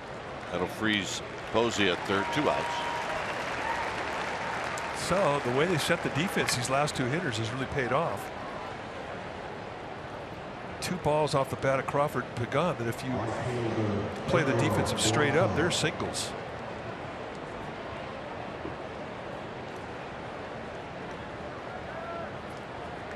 Gregor somehow picked up a double in the 4th inning. It fell between Marte and McCutcheon.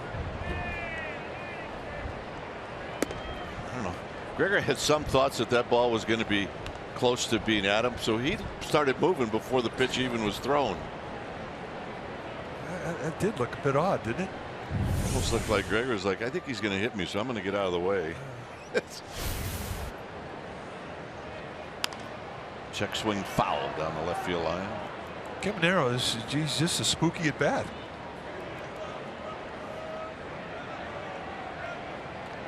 You know, and I think Clint Hurdle, who was a hitting instructor and a hitter long before he was a manager, I think he likes to have a pitcher on the staff like that, just to put a little fear in the minds of hitters.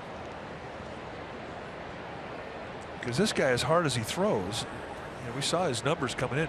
He's got 17 strikeouts. He's got 17 walks. And he'll throw 100 miles an hour.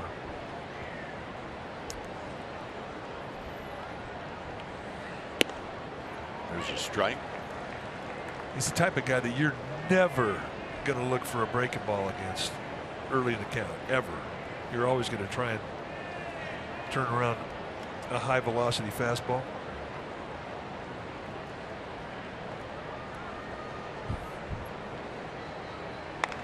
Cued off the end of the bat, foul as it rolls right into the Pirates dugout. It's 2 balls and 2 strikes.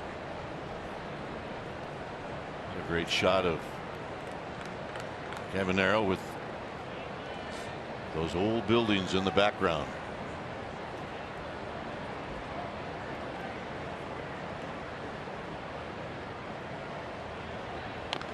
Fouled again.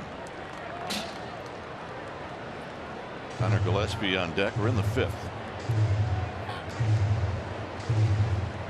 You know, it's funny. You see hard throwers consistently in the high 90s around baseball. And you ask a big league hitter, who would you rather see, a guy with a 99-mile-an-hour fastball or a guy with a good changeup? And they'll all say, bring me the 99-mile-an-hour fastball. Bring on the heat.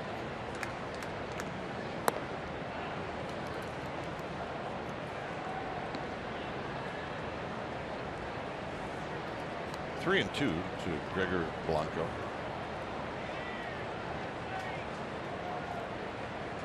Coming into the game, Mike, you might have mentioned it. Caminero, 17 walks, 17 strikeouts. Out of play. Yeah, he's just got a wild hair up his nose. And the only reason you point that out is because he throws so hard. In 21 innings, he's plunked 3 people, which is a pretty high number for 21 innings. And the walk, and Gillespie's going to hit. Nice at bat. And with Connor Gillespie coming up, we're going to say his last at bat was our Ford right choice, because he gets one down and in and just pumps it right out of here. A big boy home run, number 2 on the year for Gillespie. All the way to the back row. Our Ford right choice. And that polished off a 7-run inning. So he's got a chance here to have a night.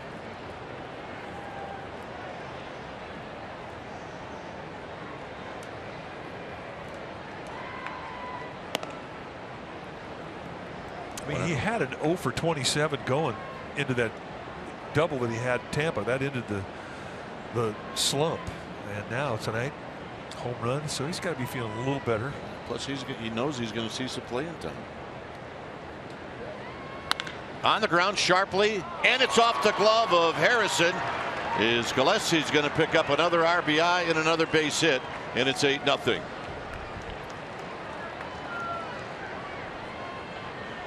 A week ago, Harrison catches that ball if Gillespie hits it. Oh, no doubt. Doesn't go off the tip of his glove. It goes right in the sweet spot. Let's take a look. Harrison can't believe he couldn't get it. I mean, he's accustomed to making that play. He has great range as an infielder. Here's Cueto. Cueto takes a strike. He's kind of into this at bat. Kinda.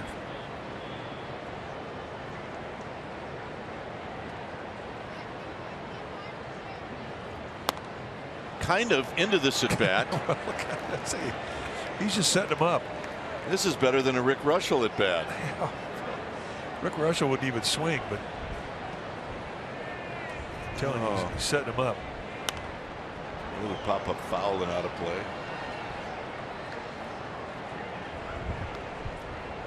He is video game entertaining. He is 100% entertainment.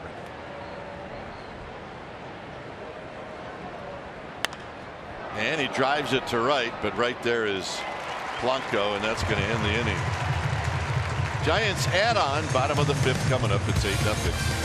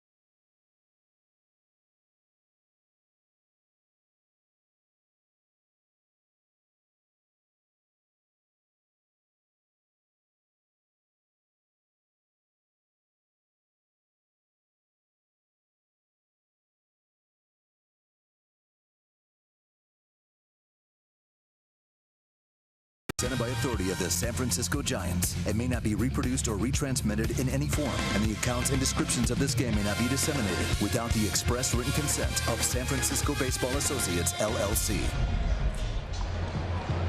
8-0 here at PNC Park as we head to the bottom of the 5th.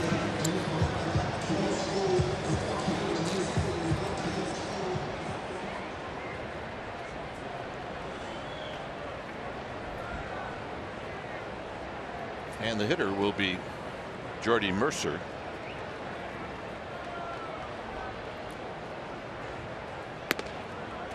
And the pitch is a ball. 1 ball and no strikes.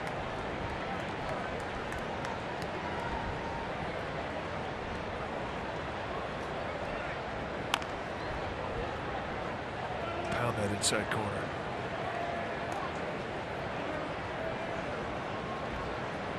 Cueto with 65 pitches. Now, one thing that Bruce Bochy has to do in tonight's ballgame is he's got to get Santiago Casilla an inning.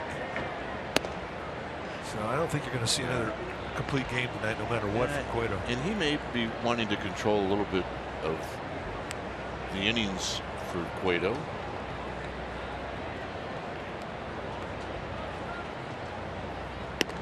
Here's a strike. It's 2-2.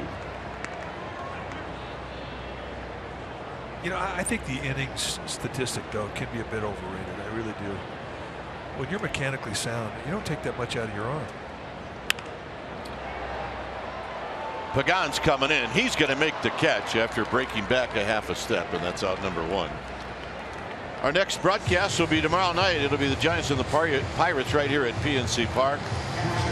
Just like today, pregame live will start at 3:30. They have the game for you right at 4 o'clock. And it is game 3 of this series. And it'll be Jeff Samardzija against Liriano, the former Giant.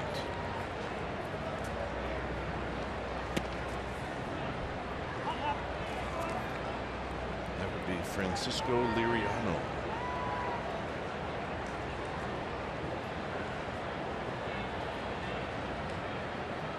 Jacob Stallings on the ground to Gillespie. And Gillespie on to Belt. 2 outs.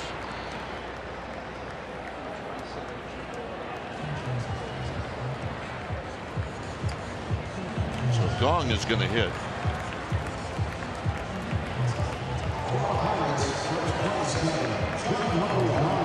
Jung Ho Gong, who started last night at third. He went 0 for 3.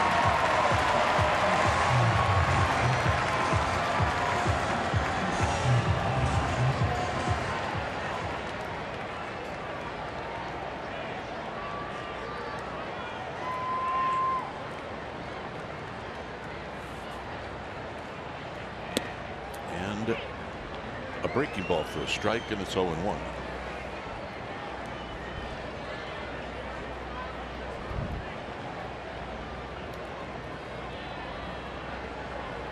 Fastball, swinging a foul.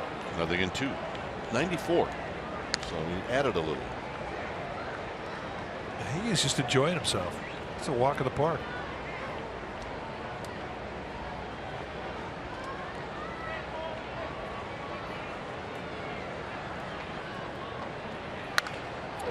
On the ground to Panic. Panic's going to knock it down, but recover. And that'll end the inning.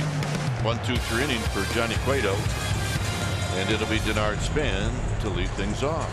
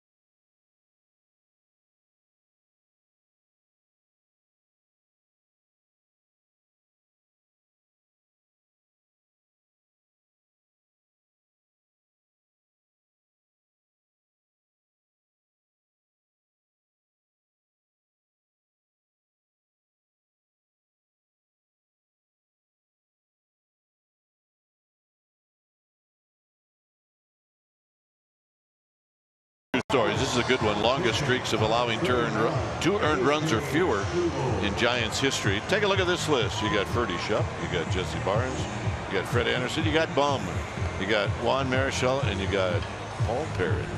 How about that? Paulie Parrott, 1917.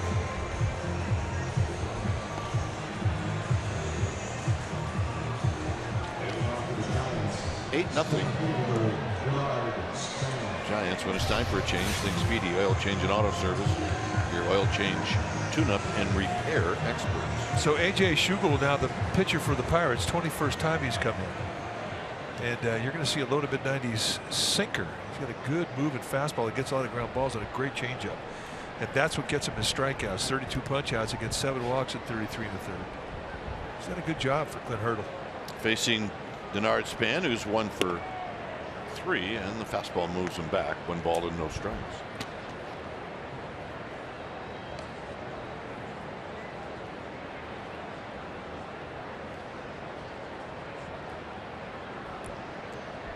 Strike to Span. And that was the changeup. So 2 pitches into the at-bat, he shows Span pretty much what he's got. He's got a curveball too. Doesn't throw it a whole lot.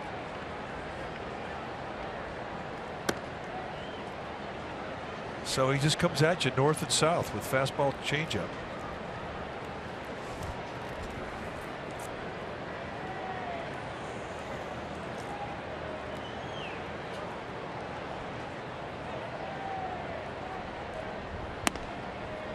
Close. 3-1.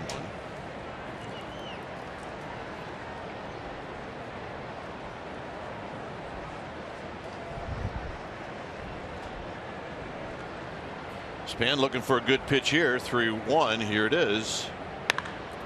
And he took advantage of it. He just hit a Darrell Evans home run, and it's 3-2.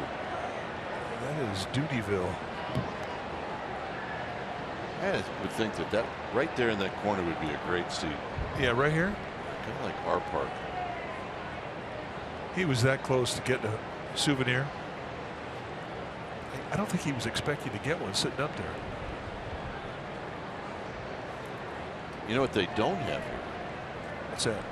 Is the splash game. Span strikes out swinging. Well, we're holding a fundraiser benefiting our troops during the July 4th through 6th game. And your fundraising package will include an American flag Giants hat and a ticket to see the Giants take on the Rockies, plus $5 from each package benefits Operation Care and Comfort to aid in the ongoing mission to support troops, veterans, and their families. Go to sfgiants.com/special events and check it out. Here's Panic. Joe Panic 1 for 3. We need to get one of those hats. Well, it represents something pretty special. There's the splash cam they have there. It's a robo camera.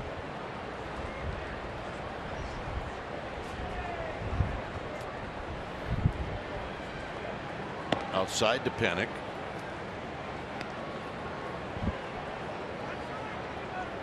They just don't get a lot of splash hits.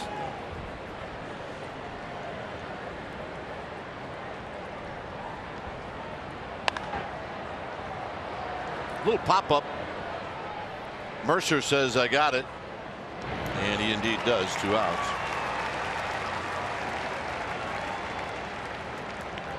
And that'll bring up Bell.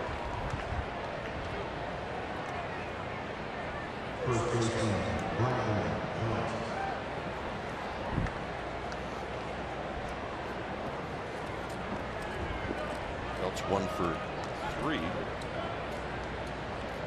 Overshift is on for Belt. Swinging and a miss.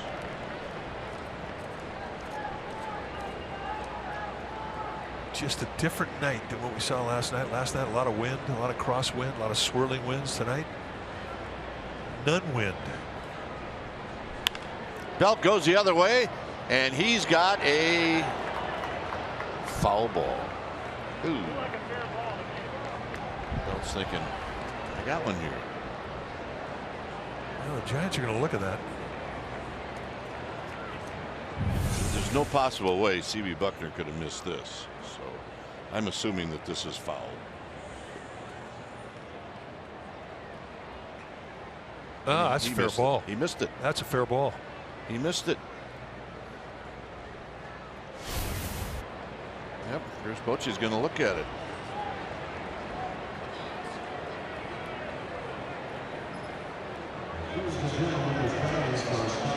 I mean, now you have to decide as to what it's going to be if they rule it a hit.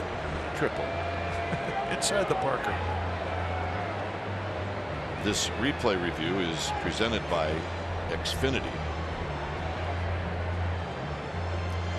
They're showing it on the board here. So you're going to get Pirate fans' reaction. it's fair. There's no doubt. They just had a little groan go up in the air. There's a fair ball. I mean, the paint line comes up. No, foul.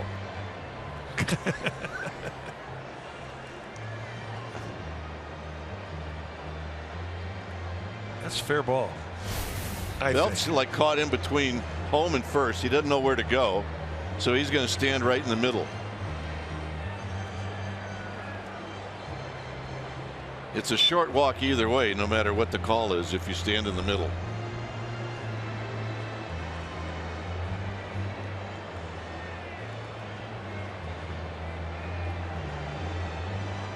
I feel like Cobra does have a chest protector on underneath that shirt, in case you're wondering, just in case.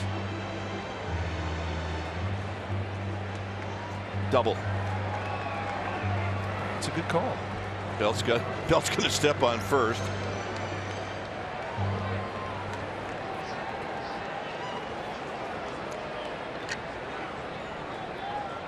So Belt aboard. That's his second double of the game. I don't care that it is an 8-0 ball game. I want my manager fighting for me. Absolutely.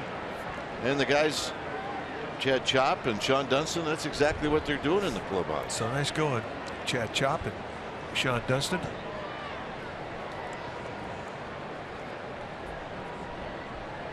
Here's Buster Posey, 1 for 2. Outside, away from the target, and it's 1 ball and no strikes. Of course, it is a 6th inning, so I mean, 7th inning, you're going to get, even if that was upheld and they lost their appeal, they're going to get another one next inning anyway. Or at least they'll be able to ask an umpire to look at it. 2-0.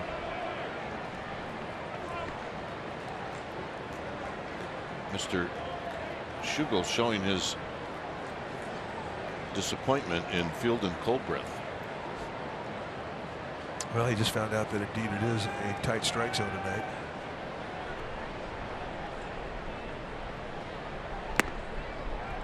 On the foul ball, it hit Buster Posey's bat. It's 2 balls and 1 strike. No argument from Buster Posey.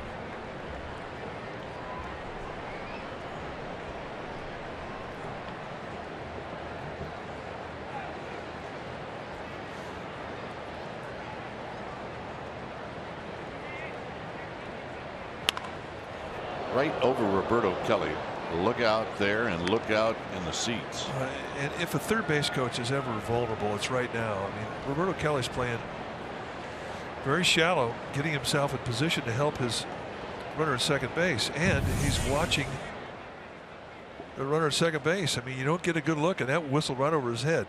And I think that when they put the rule into effect that every base coach had to wear a helmet, long overdue. Posey lines one into center field, a base hit. Here comes Belt. Belt better hustle, and he makes it. He slowed down a little bit after rounding third, and Buster Posey with an RBI single.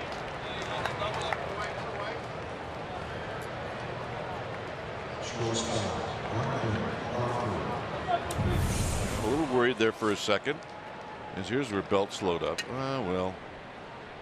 Oh, yeah, drive. Get that thing back into 5th gear. Don't be downshifting yet. Here's Crawford. Giants now lead 9-0.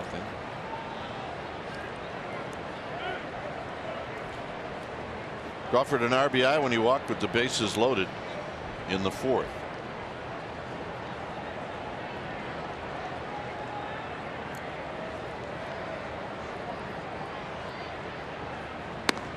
Half swing, and it's 0-1.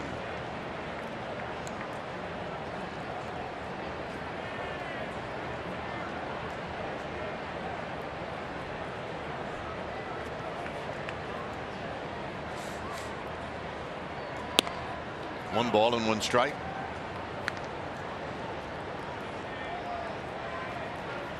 Dodgers and Nationals later on tonight. It's Kazmir against Roark.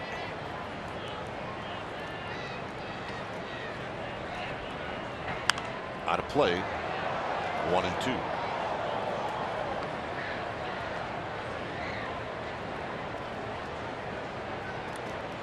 D-backs are leading Toronto in Canada 4-2 in the 7th. Rockies leading the Yankees in New York in the 6th 6-3.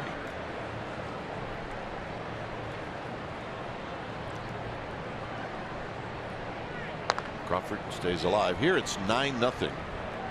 Giants, it was 0-0 going to the 4th. And the Giants dropped a 7th spot and broke it wide open.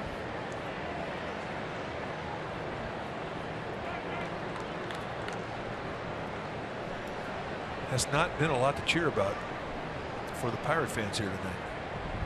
Johnny Cueto has really calmed it down, kept this crowd quiet. And a base hit to right field.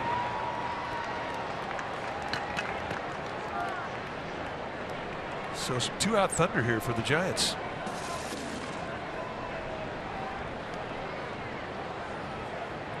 Pagan hit a grand slam in the 4th inning. First pitch fastball, and he was ready for it. He took on the deep part of the ballpark and lit up the dugout.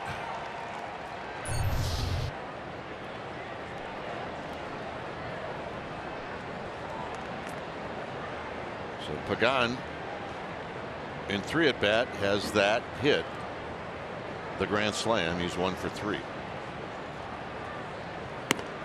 So last night you ran into Ryan Vogelsong. Saw Ryan Vogelsong, his wife Nicole. There's Vogie. Had a really nice long visit with him, and he and his wife time and time again said, please tell the folks back in San Francisco thank you for the incredible support that they have given and continue to give on a daily basis to him. Care and concern, it just humbles him. This is hit out to Polanco. Still looks a little swollen on the right side, but doing well. Yeah, doing real well. He wants to start getting on the mound again. Giants add on. It's 9-0.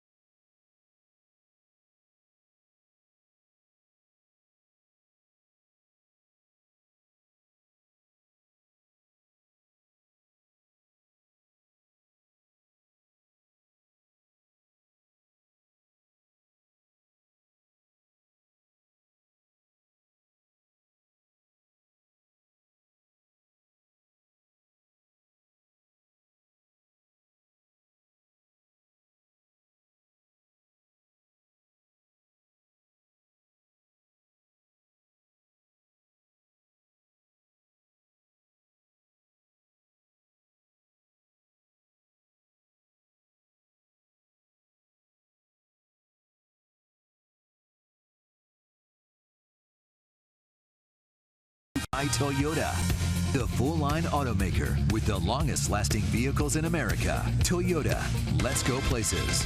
And by Xfinity. X1 from Xfinity will change the way you experience TV.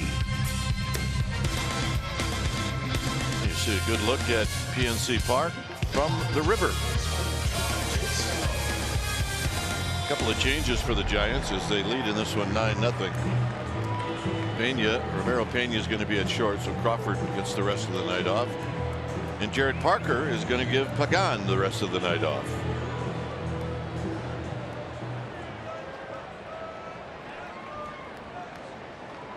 Jay So, the leadoff hitter, steps in. Cueto throws, and it's a fastball high, 1 ball and no strikes.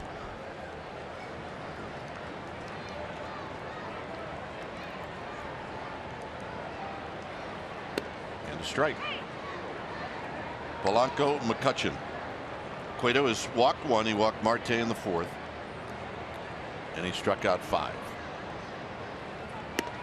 1-2. Pound the strike zone.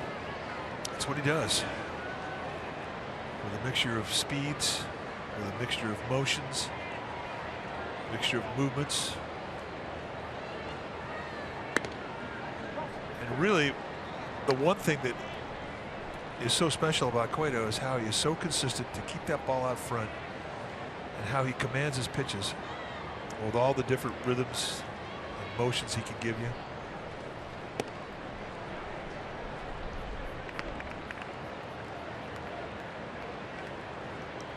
Well, this was probably going to be right down the middle of the plate. Out of play. And it was.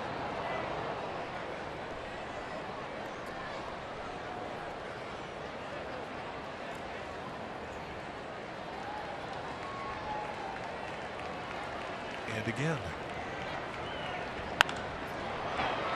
Span moving back, but now he squares it up and he makes the catch. 1 out.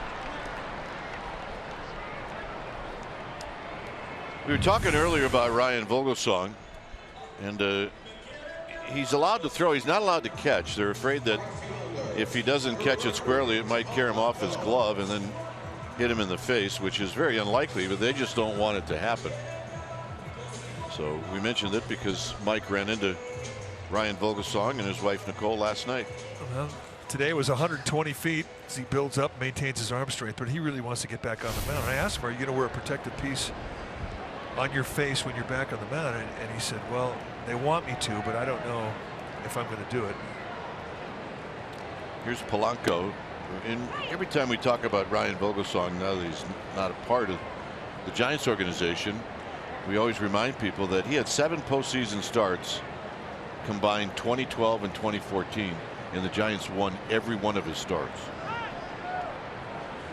Well, it was a homecoming last night in the hotel lobby. I mean, a lot of the players were there, and they were yucking it up, reminiscing.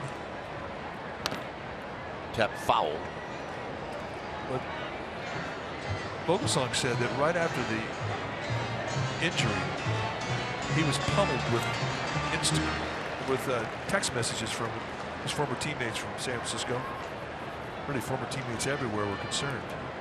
He said he never saw the ball, never moved. And Polanco's going to have a base hit as it falls in front of Polanco. And a mock cheer by Pirate fans here in the 6th inning. So here's McCutchen. McCutchen came into this game with good lifetime numbers against Johnny Cueto, hitting .302 with 9 extra base hits, 4 doubles, 4 homers, a triple, and tonight Cueto has handled. Saw that guy last night. Much happier tonight. Plus, by the way, the Giants have hit 3 balls over McCutchen's head, which we thought was impossible.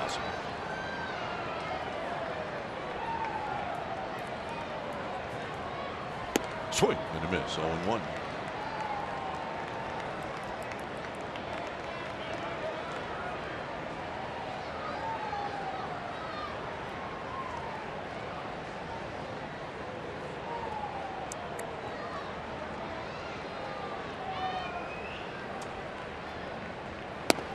Right there, 0-2. Paint. 92-mile-an-hour paint outside corner at the knees.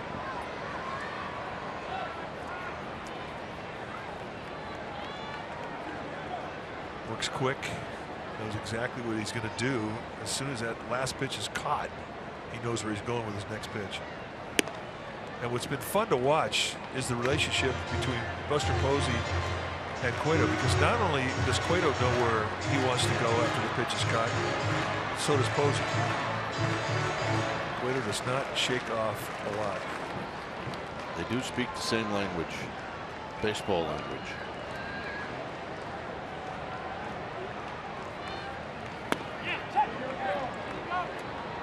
No swing, says Jim Reynolds.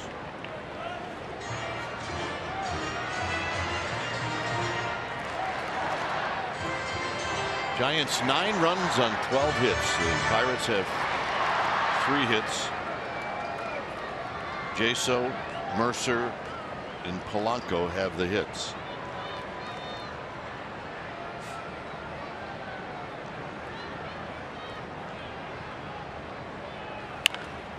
pulled foul. It's great today. I had lunch with John Miller. Sat down at the table. We're talking ball and whatnot. He goes, "Oh, by the way, tonight, I mean, we're experiencing the summer solstice with a full moon. Do you know the next time that's going to happen?" "No. 2062. Oh. Well, 2062, that means Madison Bumgarner will probably have 2 years left on his contract. Yeah, absolutely. But John Miller, I mean, he knows that kind of stuff. And he points it out to you. It makes us all better. Yeah, thanks for stopping by the way. Well, it's the least I can do. I had a 5-year-old and a 2-year-old. That was Uncle Dewey at lunch. You were doing good, too.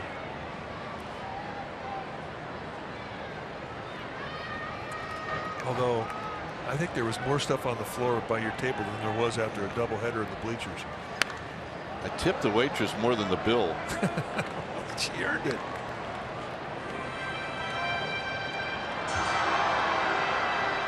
Some dear friends that came in from Cleveland with their 2 little ones,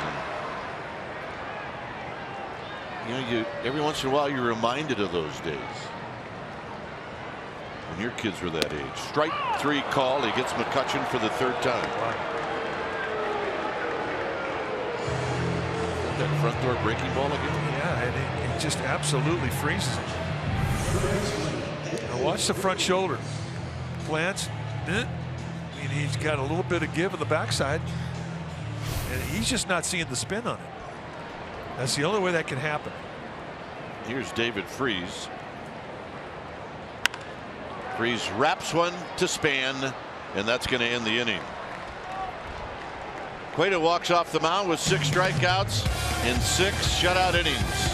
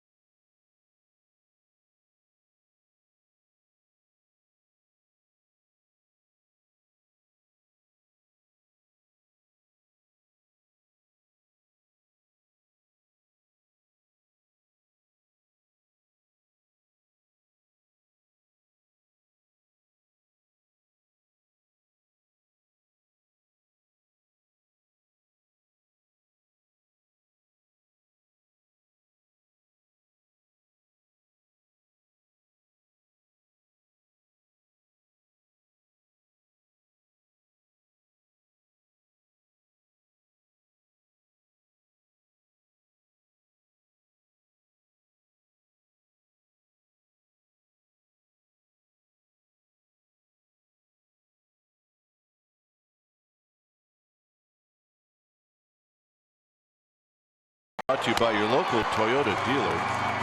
1 inning for the Giants to 4th, where they scored 7 times. They sent 9 men to the plate without an out. So Cueto's been fabulous. 92 pitches. Boscan, see, he did well until that 4th inning, and then it all went sour. Jaso's got a hit. It's all about Cueto when it's time for a change. Think Speedy Oil Change in auto service, your oil change tune-up and repair experts. The pitcher now for the Pirates will be Jorge Rondon.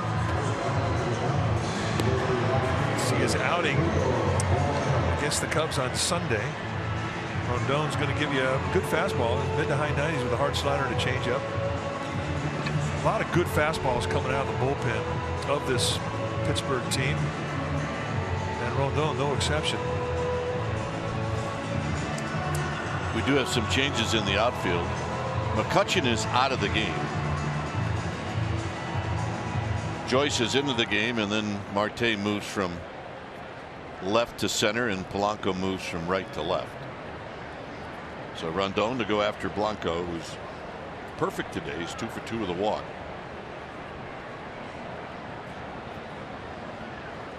Look out. 1 ball and no strikes. And one thing about the Pirates pitchers, and I'm not sure if it's their plan or if it's what they do, but they will let to know the hitters that they're out there.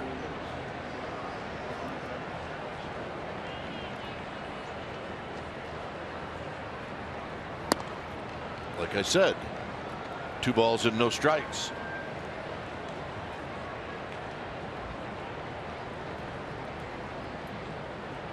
Giants 9, Pirates nothing. Bumgarner in the dugout going, really? Well, after last night getting beat 1-0. Really? He's absolutely saying that. We had a nice long chat with Madison Bumgarner today in the clubhouse. He was a good dude.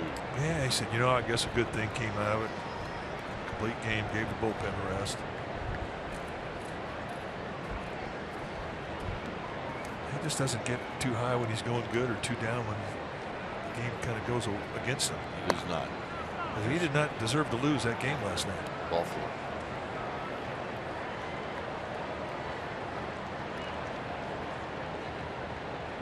Here's Gillespie.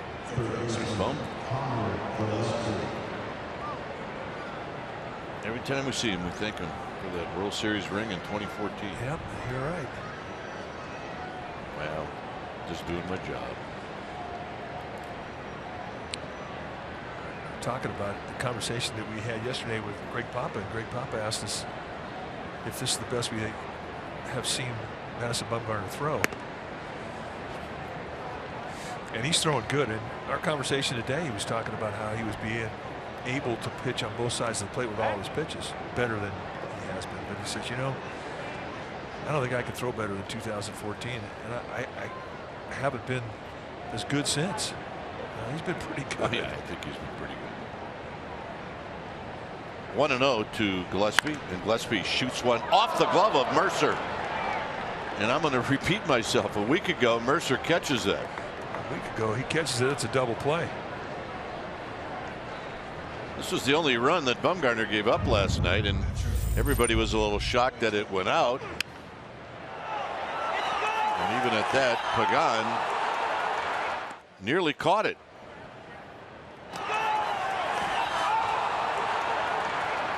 Well, and the exit velocity off the bat of Eric Kratz was 91 miles per hour. And we've never seen one go out that low. I mean, so there was. Hey, look, he's been a big leaguer. He's got home run power. Don't get me wrong. I don't want to dog Kratz because he's been around too long. He doesn't deserve it. Cueto on the first pitch chops this one. And Harrison missed the tag on Gillespie. Gillespie's got to get back. Now Harrison says he tagged him. On the play, Blanco goes to third.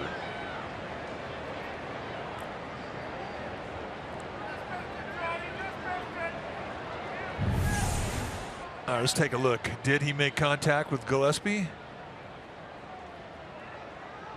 He got him on the arm, I think. I couldn't tell. I think he did get him on the arm.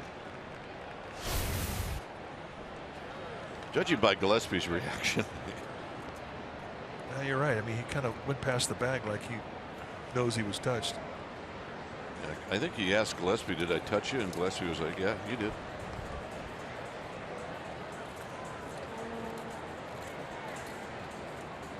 So I don't know if that particular look is going to be definitive enough. They've got to have another look at it from another angle. This replay review is presented by Xfinity.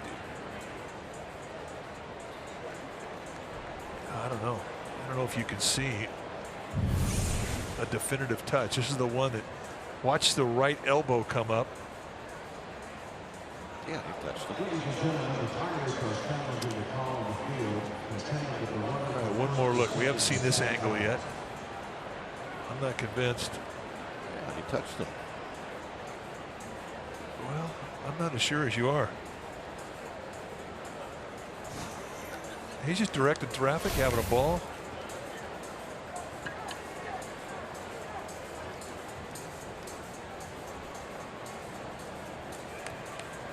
I mean, it's got to be clear cut. I just don't see it that clear.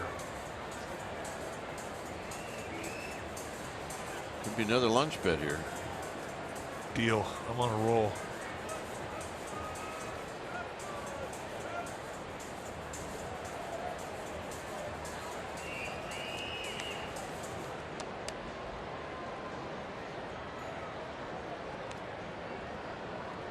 Headset's coming off. What do we got? Headset's back on. Now they're coming off.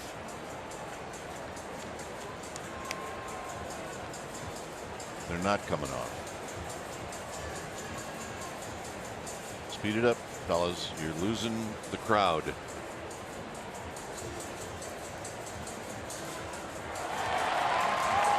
So you were right.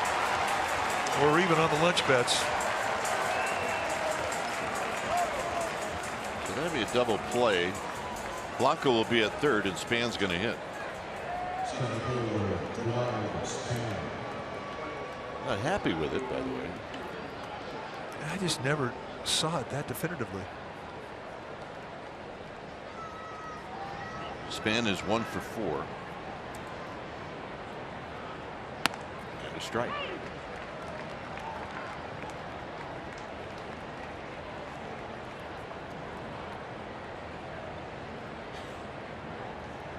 Connor Gillespie's 3 for 4.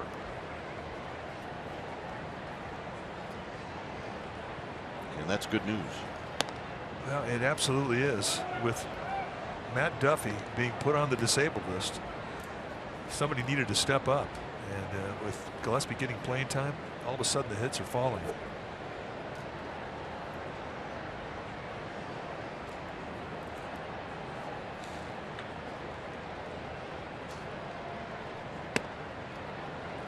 Two balls and 1 strike.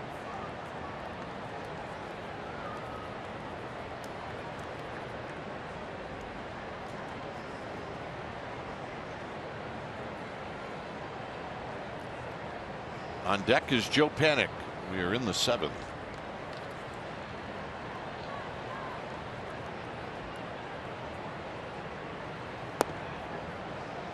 Three and 1.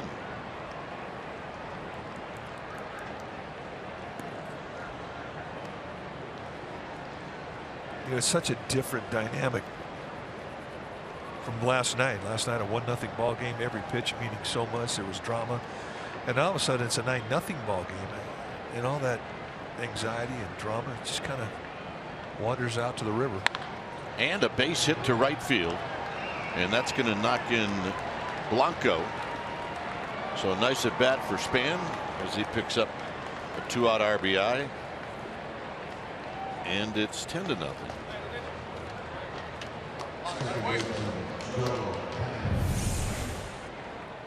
All right. One more look, the super slow-mo, and there's the touch on the elbow. My partner saw it right off the bat. I was able to slow it down in my, I'm impressed. I am so impressed. Here's Panik. Panik goes the other way, and it's foul.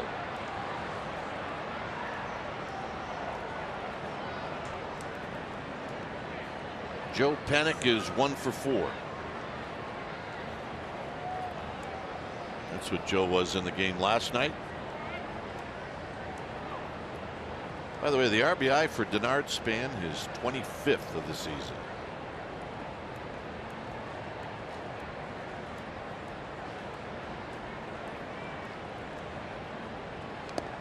And that's going to get away from Stallings. A wild pitch. Let's see, for Span, look, All-Star breaks what? 2 weeks away. Yeah. So if you can get to 30, a little over 30, double that up. 60 on a year, wouldn't you? Yeah, for a leadoff hitter, heck yeah.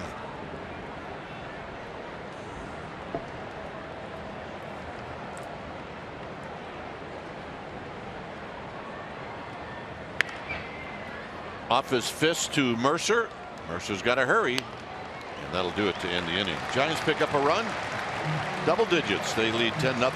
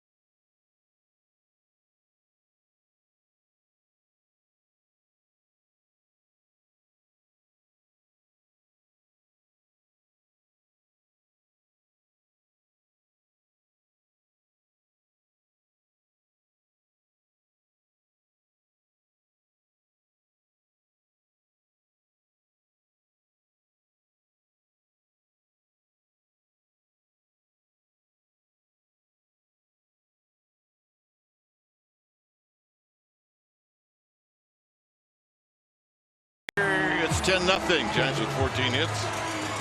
As Johnny Cueto goes back out, and he'll be facing Marte, Harrison, Mercer.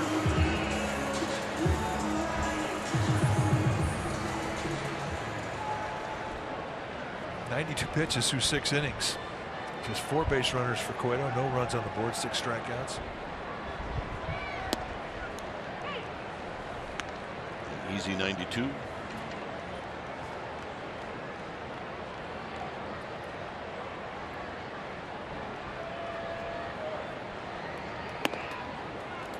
And that runs inside to Marte. You see, he gets to that inside corner whenever he wants. There's Santiago Casilla that rejoined the team yesterday. He missed the weekend he had on paternity leave. And a baby daughter, his wife celebrating.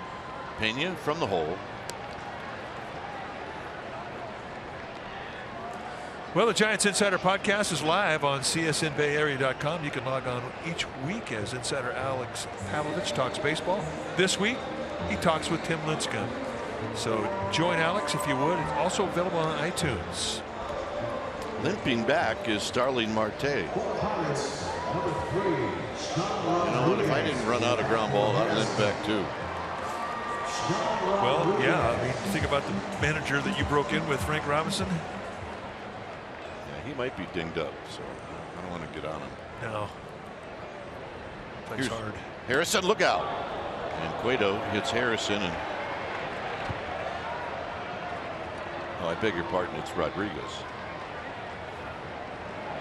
How do you sneak in the game?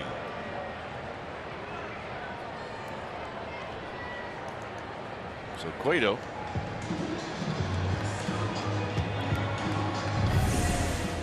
All right, see the inside target and trying to get in on him, and this thing just goes right into the ribs of Rodriguez. Sean Rodriguez got Buster Posey on the rebound, so a double thud. Nobody ever checks out the catcher on that. Nobody.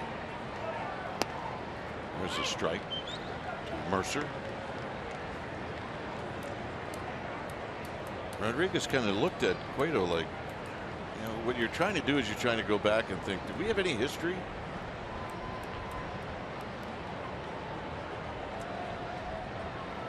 Well, I mean, that's exactly what he's thinking. Yeah. Rodriguez clearly couldn't come up with anything.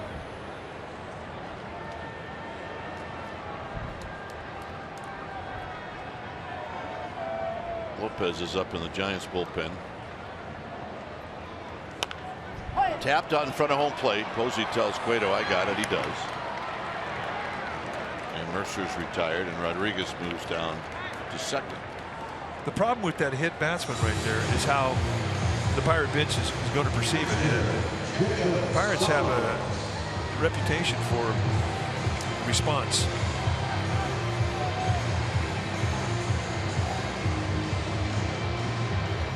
Here's Stallings. Stallings 0 for 6 in his major league career.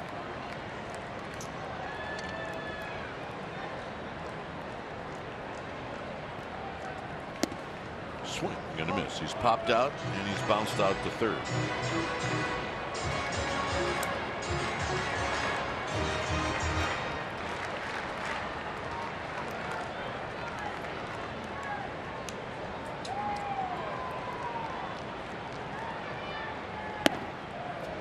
Cueto with pitch number 101 down low. It's 1 ball and 1 strike.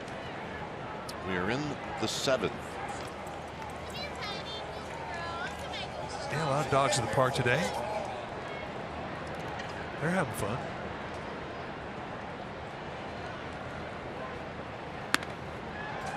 Two and 1. This will be the last inning for Johnny Cueto. Continues to master PNC. Came into this game with a 18-4 lifetime record against Pittsburgh with a 2.13 ERA. And here at PNC Park, 10-2 with a 1.91 ERA.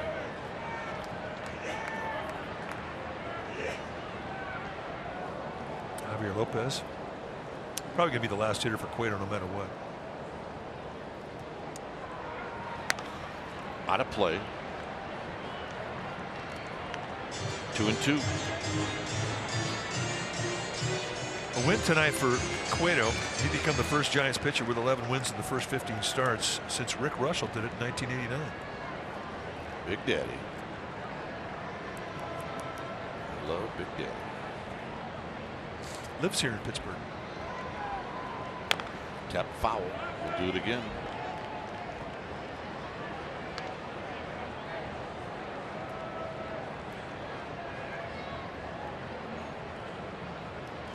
Probably Big Daddy probably doesn't have our cell numbers. Well, you may have to send up a smoke signal to get to him.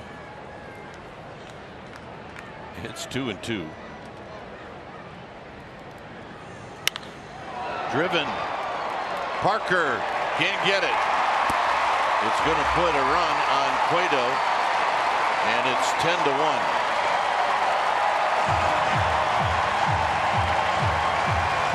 Stallings, guess what? He's got a batting average and he's got a big league hit. And a big league RBI. Life is good.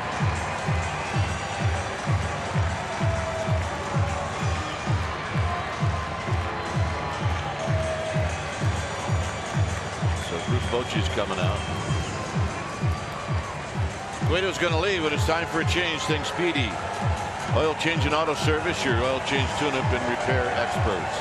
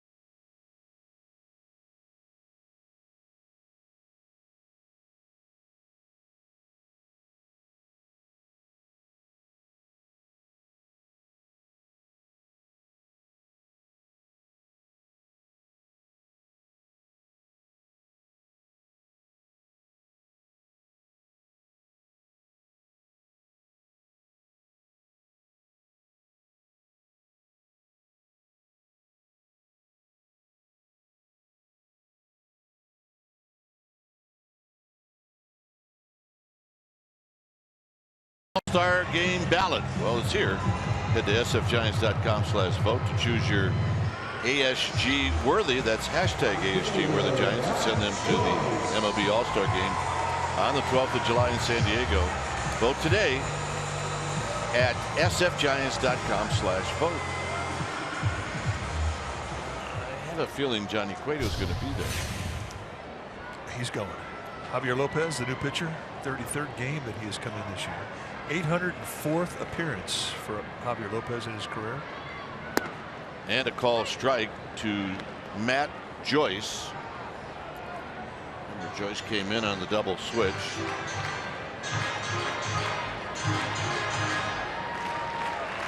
See the 295 average for Joyce.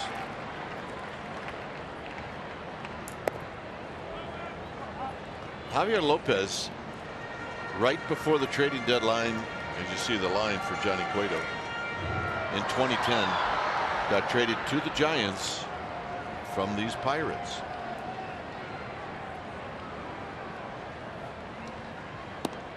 And who'd have thought that he's been a big part of the 3 World Series rings. He's got 4. He's got 1 with the Red Sox. Well, and I like the 804 appearances too. I mean, it's third most among active players. There's only 2 more guys in the big leagues that have currently that have more appearances than him. Chad Qualls with 810, and Francisco Rodriguez, who's got 886. And longevity earns you a great deal of respect in this business. And his mom and dad were in Tampa for the 4 days that the Giants were there.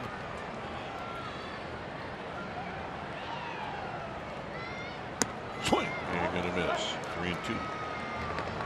Cueto was masterful again, as he so often has been this year. And I think you're right. Don't make plans for the All-Star break. They're being made for you every time you go out there on the mound.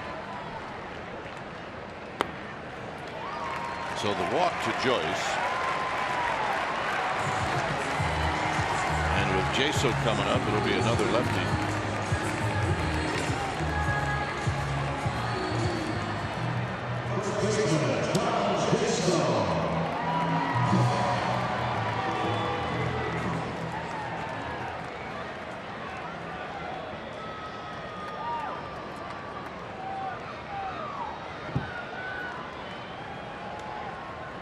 Jaso is 1 for 3. Those at bats off of Cueto.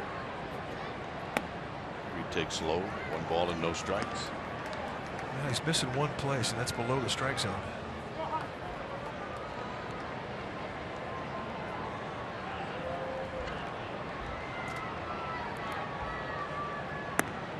Two and 0.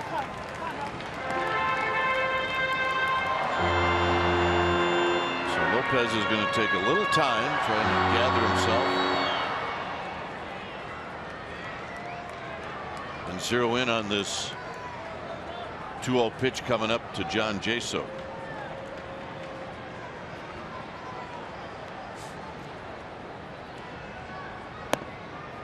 Nope. 3-0. And he cannot find the zone. Another left-handed hitter on deck for the Pirates, Gregory Polanco, but the left-handed hitter, the power.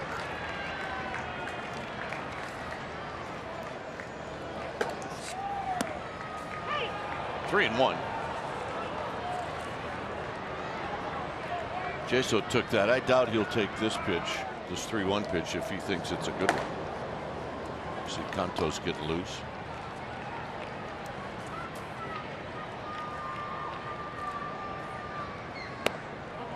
Three and 2.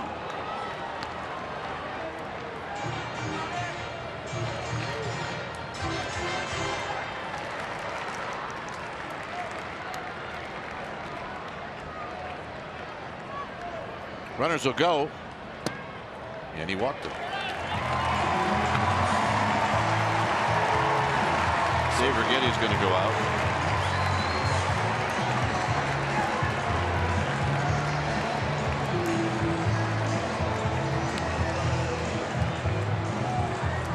So if you're Dave Righetti, I mean, you make a couple of suggestions. And most of the time it's just with your sights. What are you aiming for? Are you aiming for a shin guard? You aiming for the glove? You aiming for a shoe top? Just raise it up a little bit. Things that Javier Lopez has seen and heard 1,000 times. Well, 804 times perhaps. But when you've been around this game as long as Javier Lopez has been, I mean, he knows all the remedies to get back in the strike zone. Change pitches, get a feel of another pitch.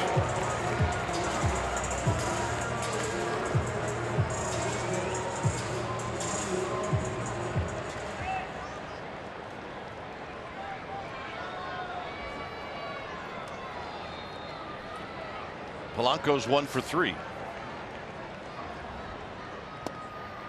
1 ball and no strikes. Well, Lopez probably thinking, well, I'm going to have to make a few better pitches because this strike zone's not very big. Well, you know, he really hasn't been flirting with it. I mean, I don't think he's been in the zone. I don't think that Field and Colbert, the plate umpire, are squeezing him. 2-0. And he simply cannot find it.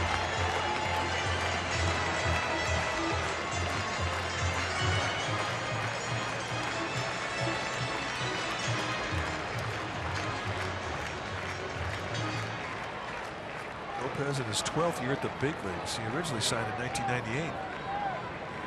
And undoubtedly, he's been through this before. Strike. Polanco says no. I do think it was a gift. I mean, if you're Polanco, you want this to be called strike. Down and in and low. Strike 1.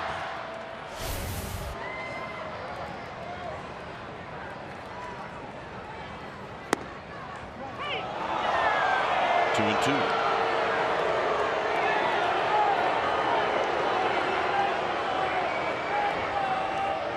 Glenn Hurdle's losing his mind over in the Pirates dugout. He's seeing the height from the dugout. And those are two pitchers' pitches, no doubt. And instead of ball 4, it is 2-2.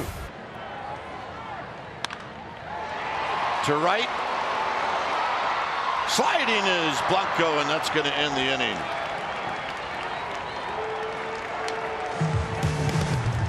It's 10-1 Giants.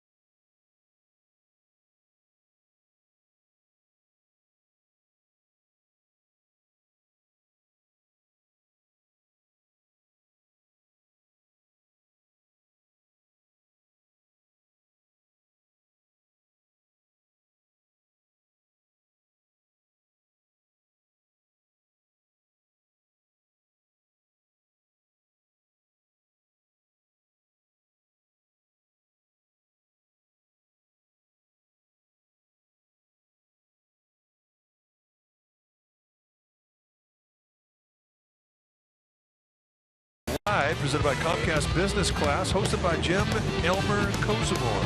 Tonight, 8 p.m. right here on CSN Bay Area. And there'll be lots of interesting guests. Warriors General Manager Bob Myers, one of our favorites, Gary St. Jean, the Warriors analyst, and Monty Poole, the Warriors insider, all wrapping up a wonderful season, although a bit disappointing one for the Warriors. A bit. A lot. Sports Talk Live tonight, 8 p.m. CSN Bay Area. great shot that is. The Roberto Clemente Bridge. That is a great shot. Beautiful city. Belt takes a strike. Belt has a couple of doubles in this game. Giants have 14 hits total. Rodriguez stays in the game. He's at second base. Belt takes low. But a swing, says C.B. Buckner. Overshift is on for Belt.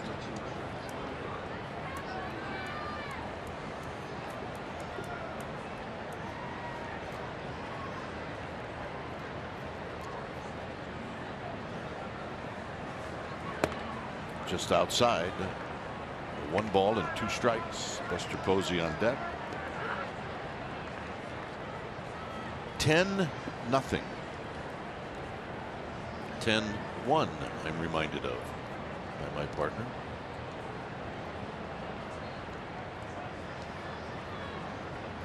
Belt. Got him. Good. Fouled it. Held on by Stallings. Hard slider for Rondon. So here's Posey.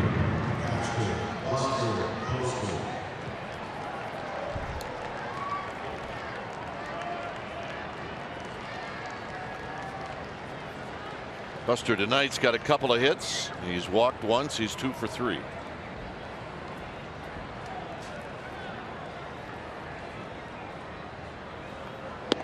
And a strike, and it's 0-1. On deck is Romero Pena.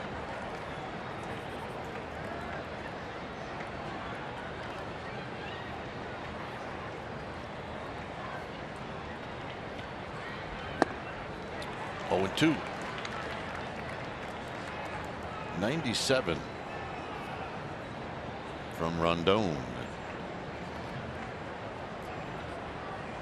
Pirates this year have hit 29 hitters. Giants tonight hit their 23rd. Low to Posey. 1 and 2. 29 does not lead the league. Cincinnati's hit more hitters than anybody else. Their pitching staff is at 34. And Milwaukee, their staff is at 32. Then the Pirates are in that 3rd slot.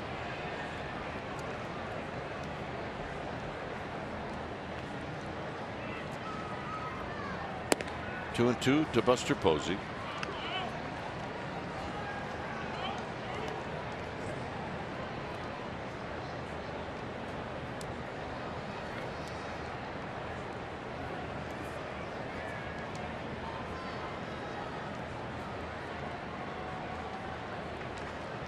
Outfield straightaway. 2 and 2. Got him. Again, the slider for the punch out, the same one he got Belt with. Here's Pena hitting for the first time. Pena started last night and went 1 for 3.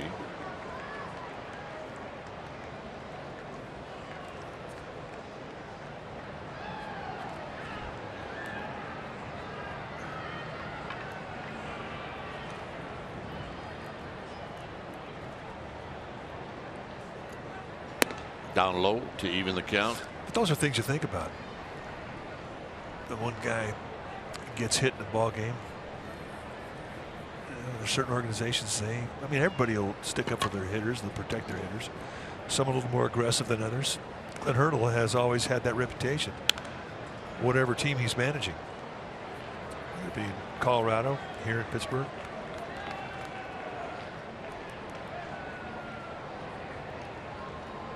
So it does hang in the back of the minds of hitters.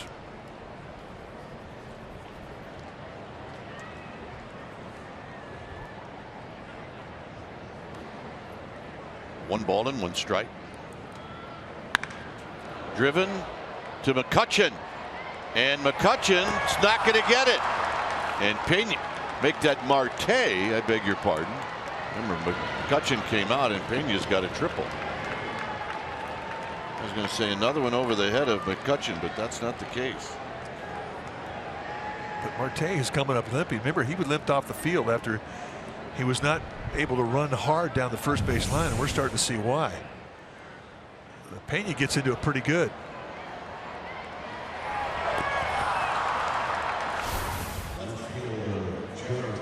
He is not comfortable.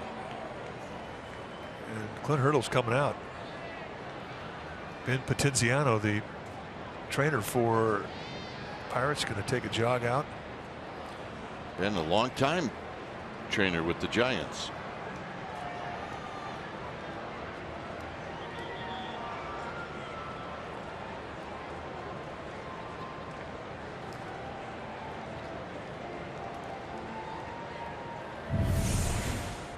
So this was earlier in the game when he goes down the first base line and he came out of the box, and it was very uncharacteristic of Marte because he's a guy who goes hard. So there's something clearly wrong with him, whether it be a foot, an ankle, a calf, somewhere in his leg. And in a 10-1 ball game, I can't imagine that they would risk injuring this guy. I mean, this is one of the backbones of this team.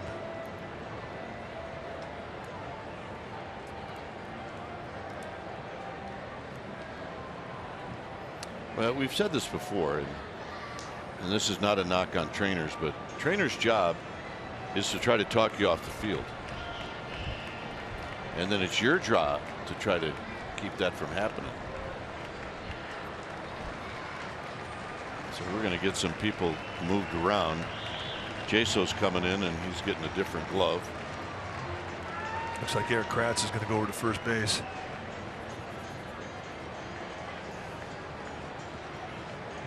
Well, I mean, that's a smart thing to do. It's not like you need to tell anybody with the Pirates how to be smart in this game. They're going to protect their players.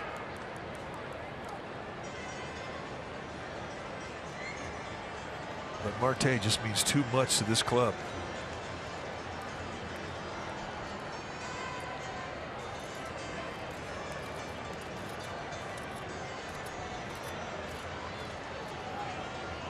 So it looks like Blanco's going to go to center field and Joyce is going to go to left.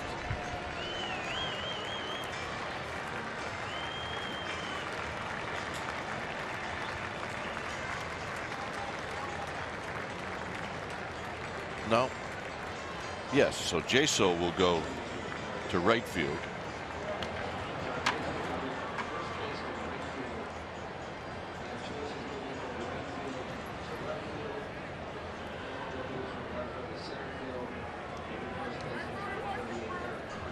So Parker is going to hit. For the Pirates, this changes outfield first base number 38, Eric Kratz. Base goes to right field, Joyce goes to left field, and Blanco goes to center field. Did you get all that? Yes, but you can't read it on my card. No. Okay, you're right. I can't read it on mine. Parker batting for the first time. Started yesterday when 1 for 3. Here he takes a strike.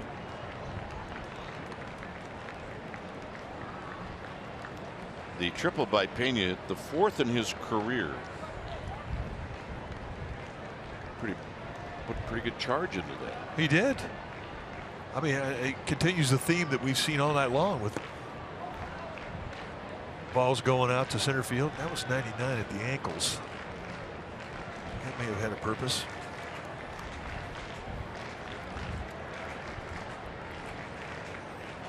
If you're going to have to take 99, I mean, don't let it be the head or the hands or the ankles.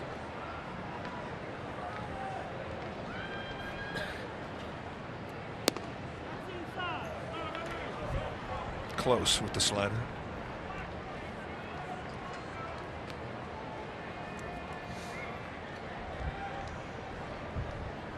If you're a hitter with power like Jared Parker is, you get to Pittsburgh, you look out to right field, you see the bleachers in right field, you start to drool. Parker rolls it foul. Well, it's the same when you go to Fenway Park, except it's just the opposite. And it can mess with you. It really can. Well, he was hitting balls over that bleacher section today in batting practice. He was. And, you know, he wasn't muscling enough to do it either.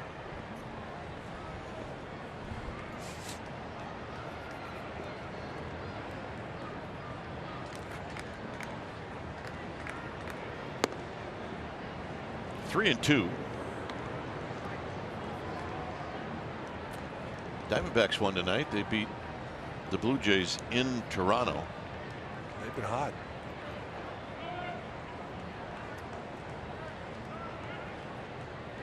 It was a 4-2 final. That's 5 wins in a row for Arizona. Yeah, they got healthy in Philadelphia, didn't they? They won 4 in a row.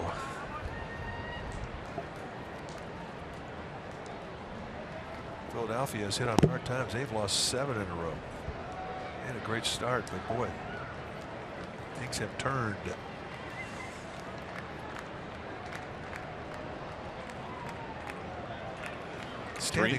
Standings are starting to get pretty interesting.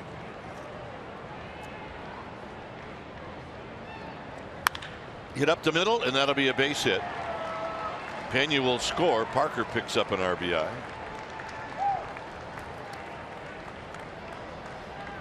And here's Gregor Blanco, who's been perfect tonight. 2 doubles and 2 walks.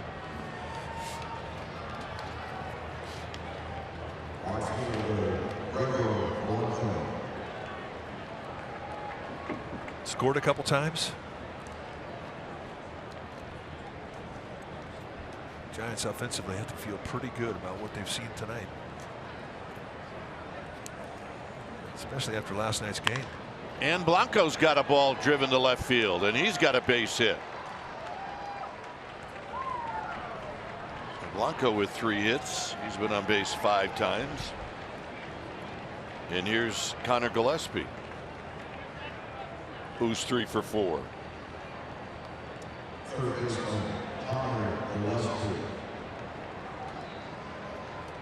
Searage is coming out. Trevor Brown is going to come into the on-deck circle. It's likely that Trevor Brown is, if he gets a chance to hit this inning, he's probably also going to go in and catch.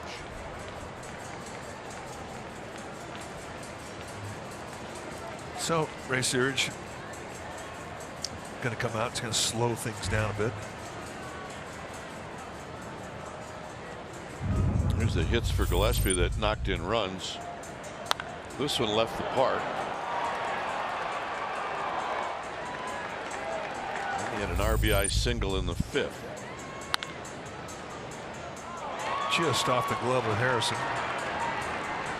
His 3rd hit was a line drive just off the top of Jordy Mercer's glove. And that happened in the 7th.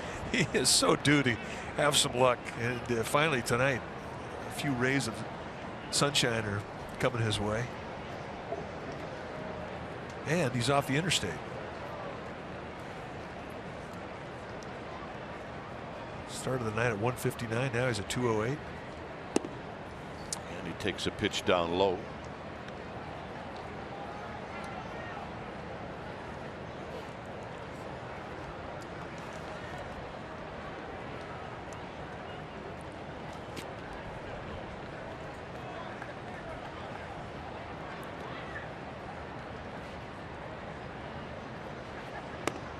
Two balls and no strikes. The 17 hits for the Giants. It ties the season high in hits. They had 17 against the Dodgers on April 7th and 17 against the Rockies.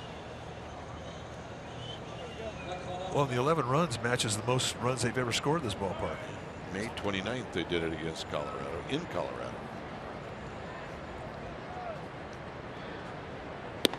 There's a strike to Gillespie. 2 balls and 1 strike. As a hitter, this is where you have to become greedy. You can be pleased with your day, but you can walk out of here with a 4-hit day. You're going to sleep pretty good. Yes, you are.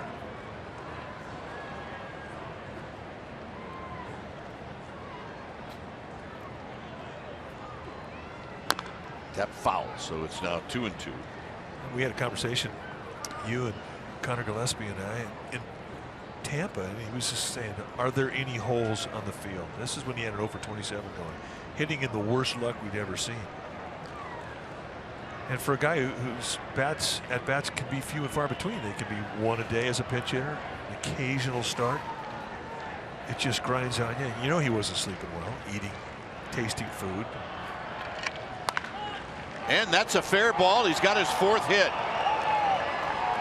Parker's going to score. Gillespie stays at first, and it's 12-1. So have a day or night. Connor Gillespie. 4 RBIs for Gillespie. Really not a hanger either, just to break a ball down and in. She just rakes it. I don't know if that was fair. It is tonight. So here's Brown.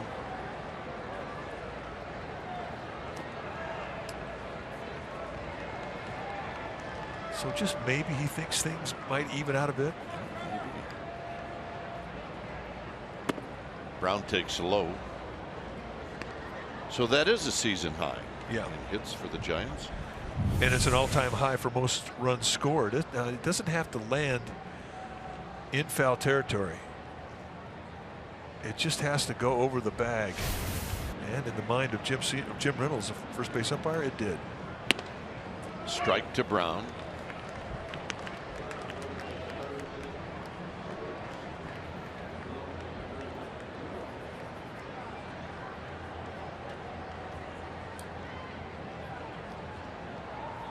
There it is. Most runs in this ballpark by the Giants.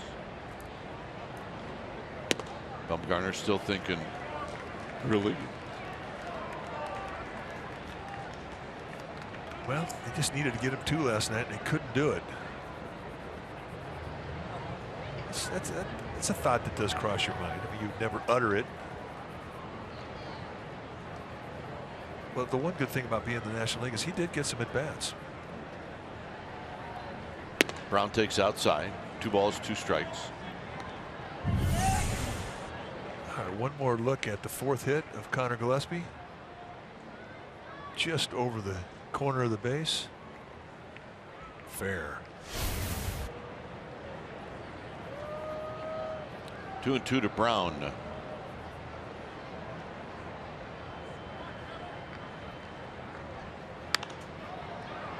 That'll be out of play. This inning started out with Belt striking out and Posey striking out. Triple, single, single, single. Connor Gillespie is not going to want this game to end.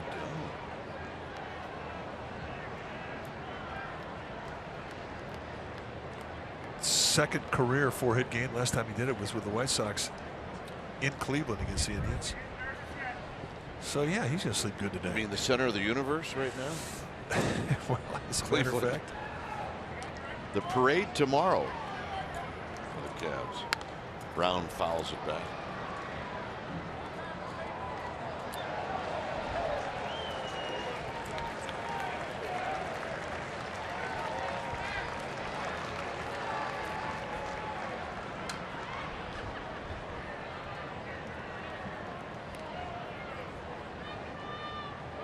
Two balls, 2 strikes.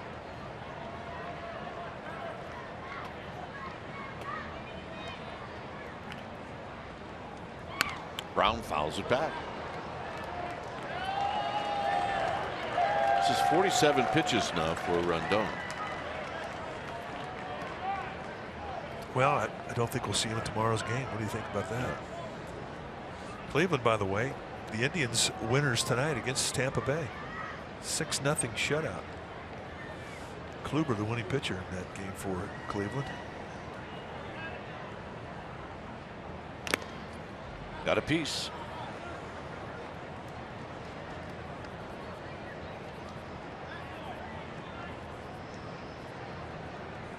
I'm assuming the Indians are on the 2nd or 3rd page of the plain dealer. Maybe 8 tomorrow.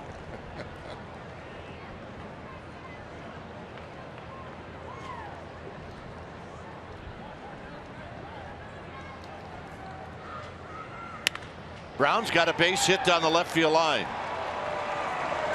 This is going to score 1. They're going to hold up Gillespie wisely. And Brown's got a double and an RBI. And that's going to force Clint Hurdle to get him out of the game.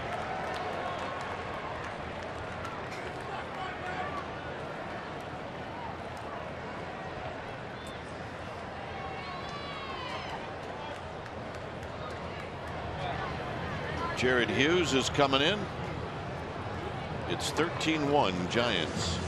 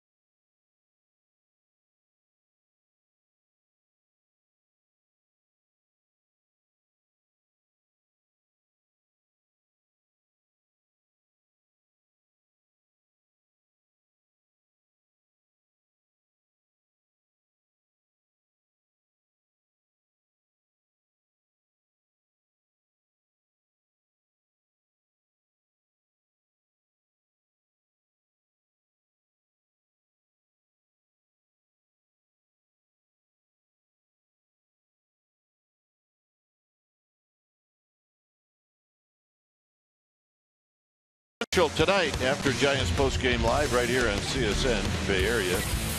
See, Bob Myers is going to talk about the Warriors' future. You get Monty Poole on all kinds of Warrior rumors. Luke Walton, he's going to look back and he's going to look ahead to his job in Los Angeles with the Lakers. It's after post-game live.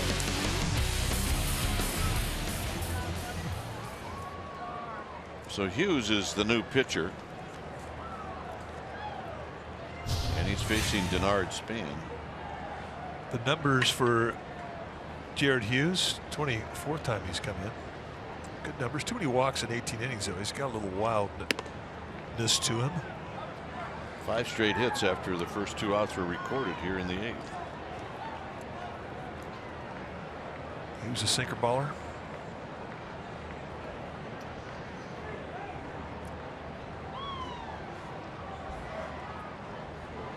Foul back.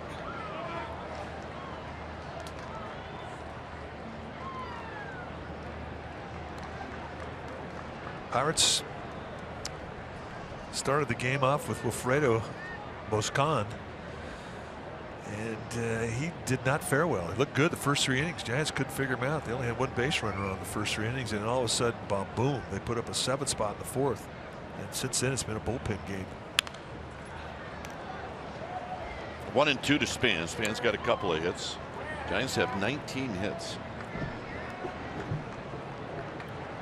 Joe Panik is on deck. So 6 at bats for Span, and we're not even in the 9th.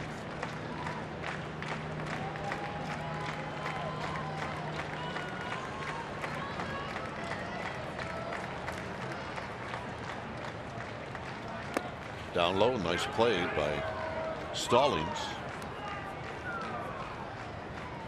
Giants did not score in innings 1, 2, and 3, and they've scored in every inning since then.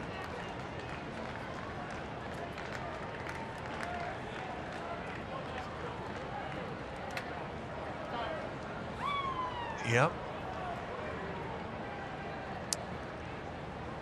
That's the look of a reliever from the side. Sinker baller. They all have that same look. Yes, they do.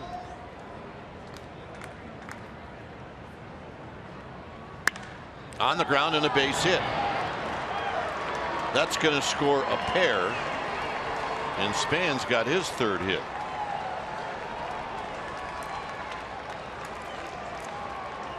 So, I mean, we shouldn't say it again, but Madison Bumgarner last night, who got beat 1-0,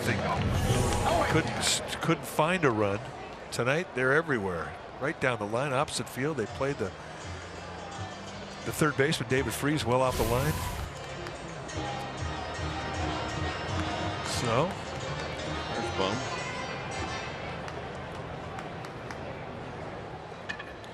Here's Joe Panik, 1 for 5. The moon peeking out from behind the building out in center field.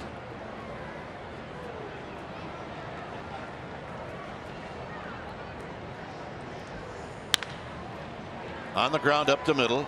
Rodriguez, off balance throw, got him. And that'll end the inning. A little bit of a mock cheer.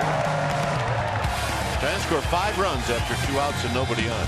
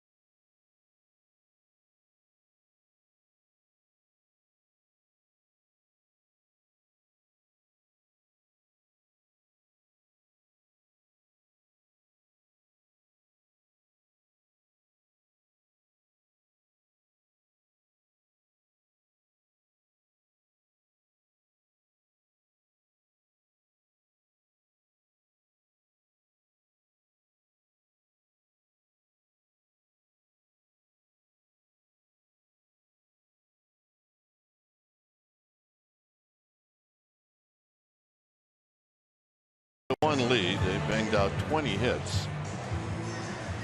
George Cantos is the new pitcher to pitch the bottom of the 8th. 24th time he's come into a game. He's 1-1 with a 3.00 ERA. Cantos really starting to get his strength back on the mound. He spent some time on a DL, an elbow problem. He says those problems are behind him. They're starting to show in his numbers.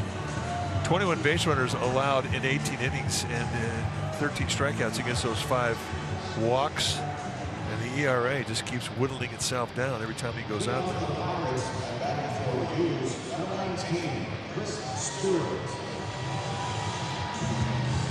Chris Stewart, the former Giant, is going to pinch hit.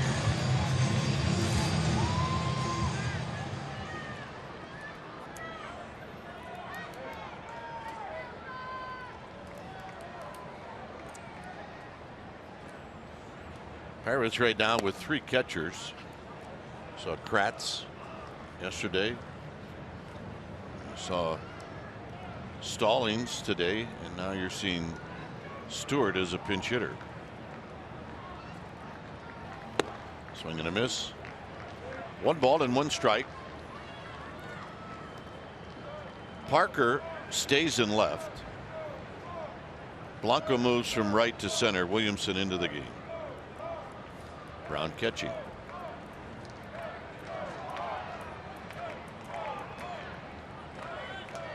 Stewart on the ground towards the hole. Gillespie's got it.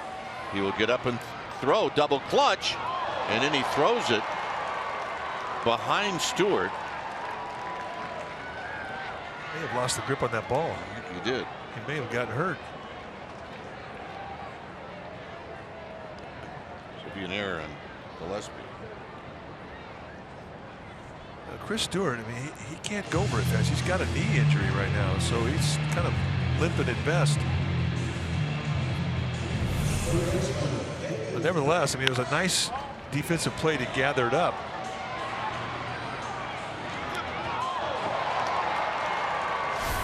So, a throw that went into the runner is not a whole lot Belt could do.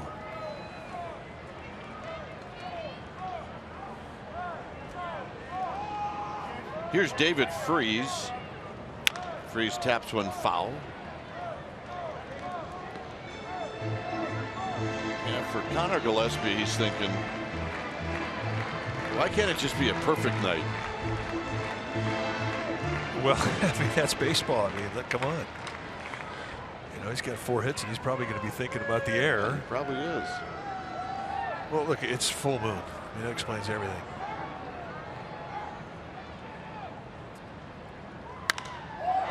Hammered to right. Williamson looking up and gone. David Freese with a 2-run home run.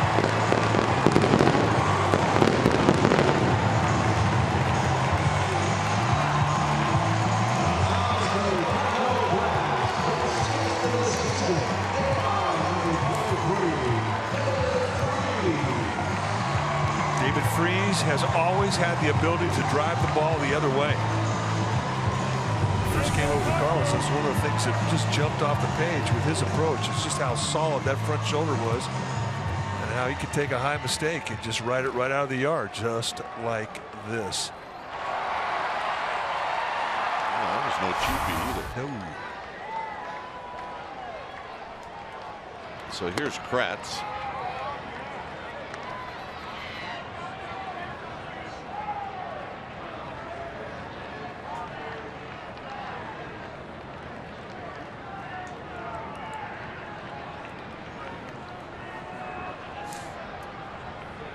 Kratz takes a strike.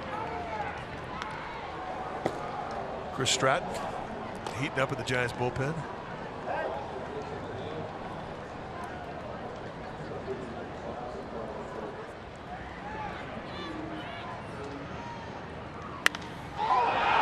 Hit well to left.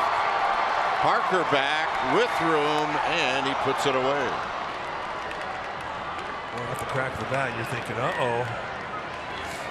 But left field, not an easy yard to hit one out. And perhaps they got a little bit out on the end of the bat on Eric Kratz.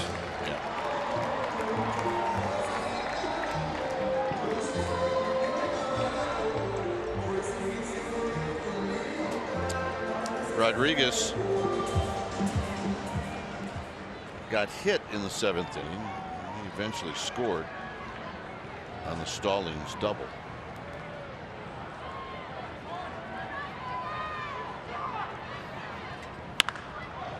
Fair ball down the left field line. Rodriguez is going to roll into second base with a double. Well, that's what big league hitters do. His last at bat, he took a first pitch fastball in the ribs. Next at bat comes up, first pitch, rakes it right down the line, and with his speed, an easy 2-base hit.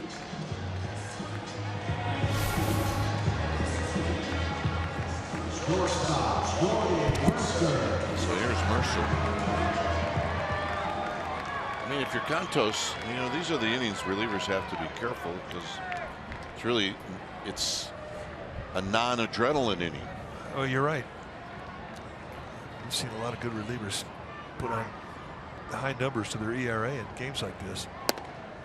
But you have to find a way to motivate yourself. You really do. The guy who used to always seem would have an inning that would just screw his ERA up was Jeremy Affeldt. Get a 9-2 ball game, and you could count on 3 runs going against him.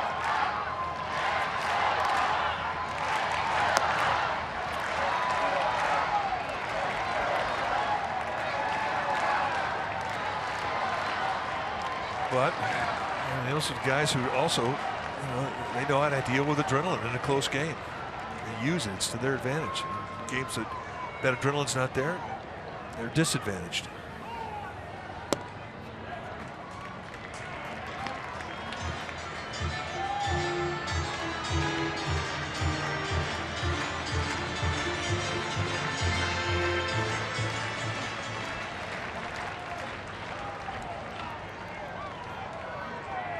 Rodriguez at second. 2 runs in on the Freese home run. And this is a foul over the backstop. It's 2-2. At one point in this game, there was 27,729. As you can see, a lot of folks have headed to the Roberto Clemente Bridge. and some watching from there.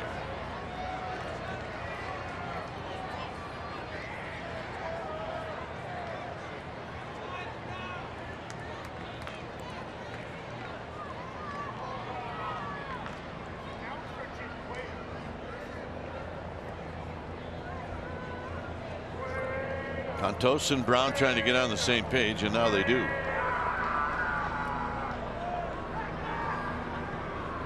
And a shot to Panic. He'll shovel it to Pena, not in time. Nice play. Nice play by Joe Panic. And that'll bring up Stallings.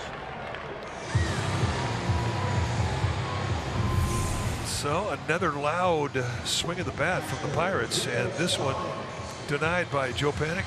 Nice lean to his right. Thinking maybe we could get a pair, but Rodriguez says no, I can get back. Really a pretty nice job of Rodriguez to identify it. Stallings picked up his first major league hit in the 7th. He got a double off of Cueto, and it was the last hitter that Cueto would face. First big league knock, first big league RBI.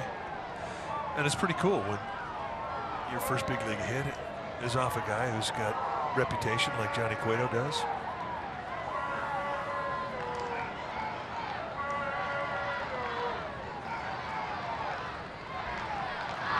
In tight, 1 ball and 1 strike.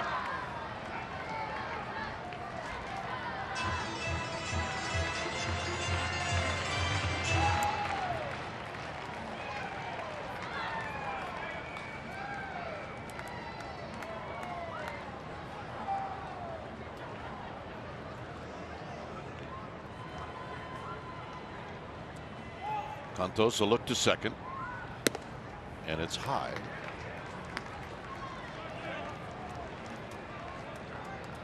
Hang it in there. Yep, a little glazed over. Got the Penguins t-shirt on. The Pirates lid. These guys were close for a while, not so much now. Foul back. 2 balls, 2 strikes.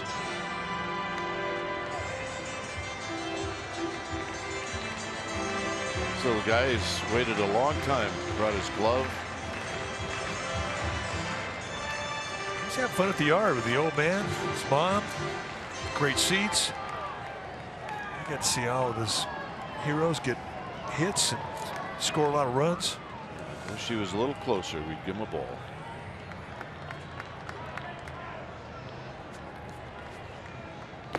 Down low, 3-2.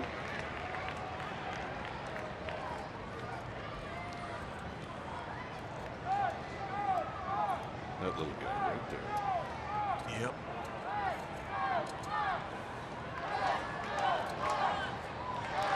What is the section where a few of our Giants fans are sitting? I would imagine there's a few family members down there too. Derek Law, who's from this neck of the woods, I asked him, what's your pass list like? He says, well, we got so many that wanted to go. We just said, buy your own tickets. I'm going to have 70 here.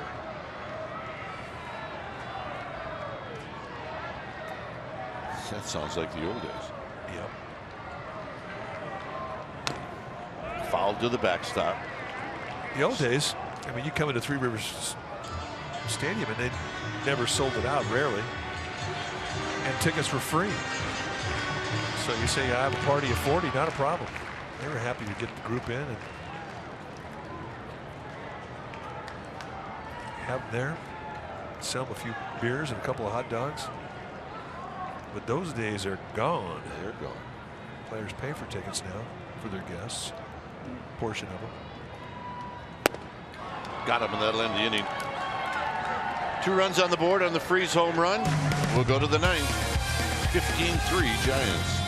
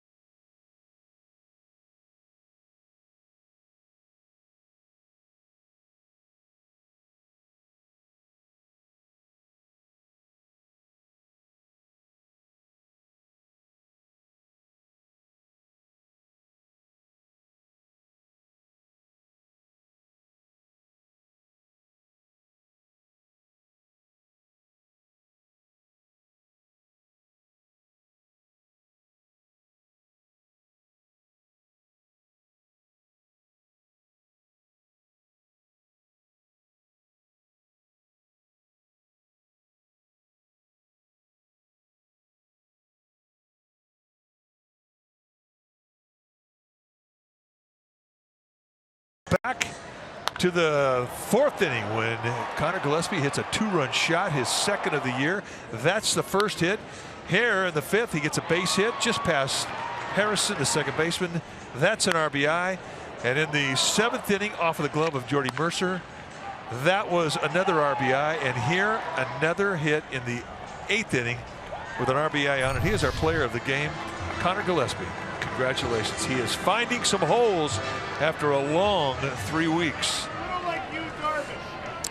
15-3, the Giants on top of the Pirates. We are the top of the 9th inning. And there's a new pitcher for Pittsburgh. An unusual suspect. Eric Kratz, who last night was the catcher that hit the home run off of Madison Bumgarner. Tonight he's on the hill, throwing knuckleballs.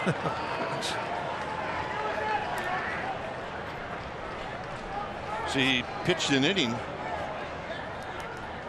in 2015.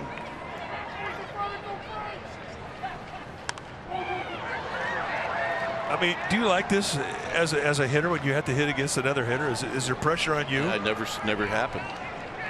Well, I can't remember the last time that a position player pitched an inning against the Giants or attempted to. Belt fouls it the other way. Right, he's up there throwing knuckleballs. I've never met a catcher that doesn't have a knuckleball, by the way. Well, look, I'll speak for Belt. Yeah, it's odd. Hey.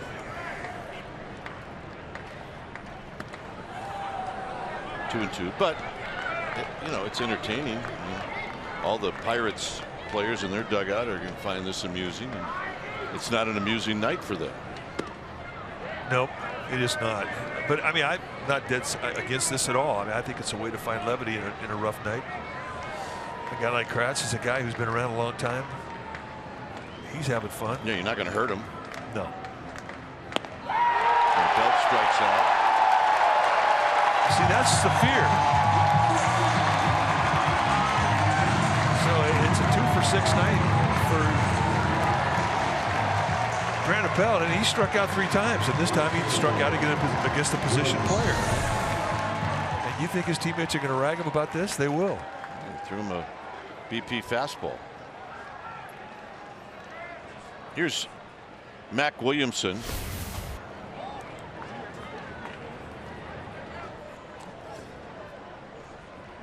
Well, if you're a hitter, I mean, you got to roll with it too. Here's a strike. Little cutter. Good pitch.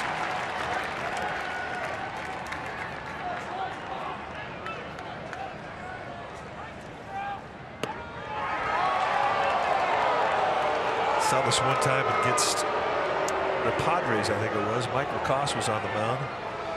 It was an 18-1 ball game. When Dane Ord comes in, he was an outfielder, first baseman. And he's pitching, and Mike Lacoste hits a home run off him. It was his first big league home run. Mike Woodard comes up, he hits his first big league home run. So we were ragging Lacoste. Yeah, that's great. You're going to count that? Seriously. Big league home run, first one. You're going to say you're going to count it? Tapped to Stewart, who throws on to Kratz. 2 down. So Lacoste in his next start against Tom Browning hits another home run in Cincinnati until he wound up with 2 in his career. Mike Woodard never hit another home run. Of course not. So that was it. Here's Pena. And yes, you count him. Pena said 1 at bat. He tripled in the 8th inning. And he shoots this one up the middle for a base hit.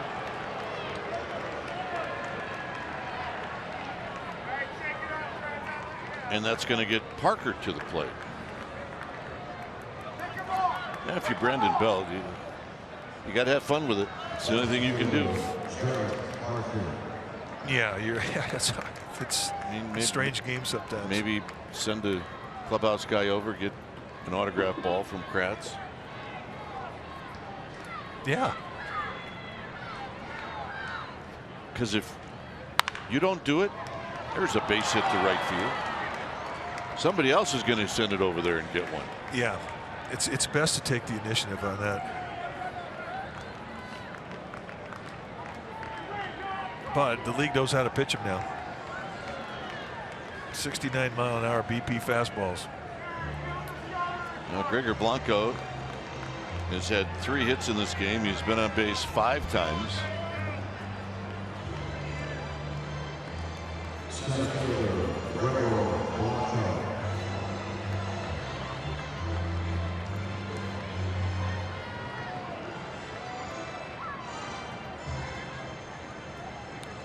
So Blanco to face Kratz.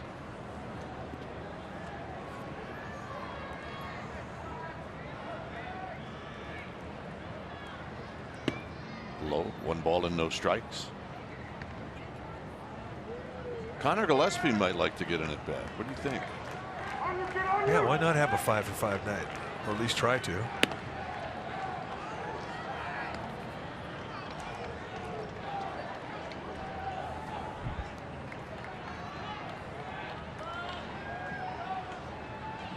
Two balls and no strikes.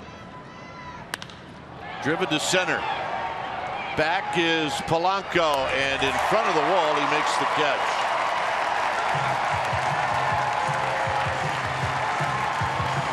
Bottom of the 9th coming up. All Giants.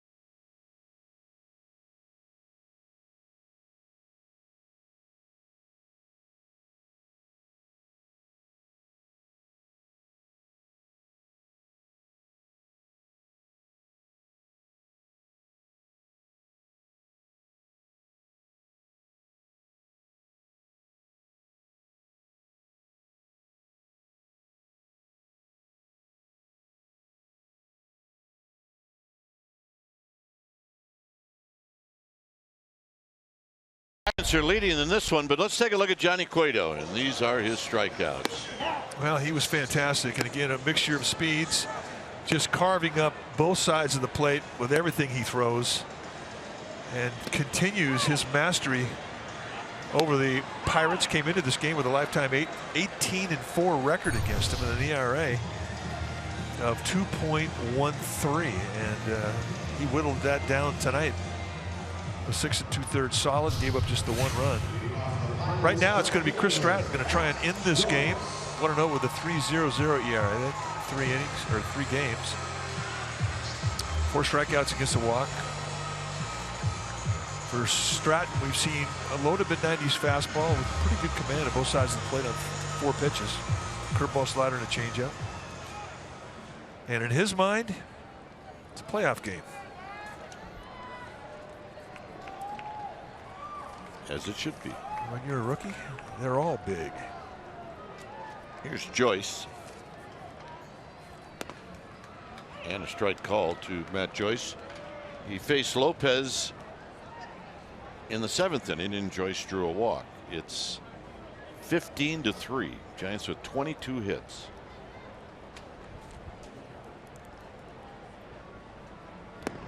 Overshift is on for Joyce. Belt and Panic and Gillespie, they've all been in this game the whole time. So is Gregor Blanco. Everybody else is taking a seat, and they're watching this one from the dugout. Giants do not have many of these games. They do not. Down low. 2 balls and 1 strike. Well, and it comes after a ball game last night where they couldn't score a run. They got beat 1-0.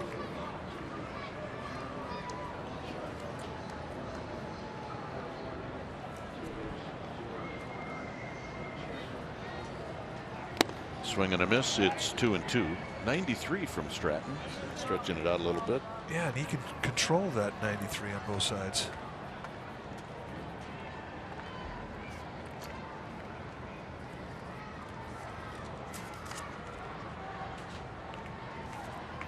Gillespie, by the way, moves to the right side of the diamond. As this is popped up. Who's it going to be? It's going to be Belt. A lot of big hits in this game, but maybe this is the biggest. This was the grand slam. It was 1-0, and then when List left the park, it was 5-0.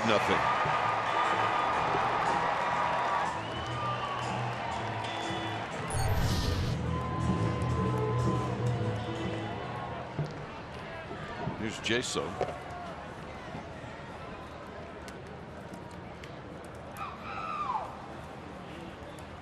Jaso 1 for 3. He skies this one out into right field. Williamson broke back, but it's not going to be Williamson. It's going to be Panic.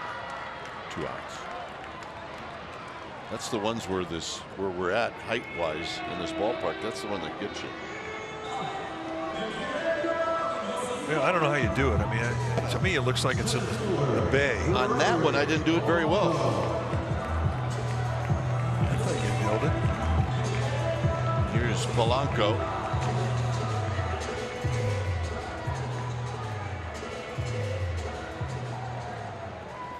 John Miller dislikes this height so much he's going home tomorrow. He makes no apologies. He is. He's going to go on assignment tomorrow. Pitches down low. We've got the regular 4-man crew one night. Dave was gone last night.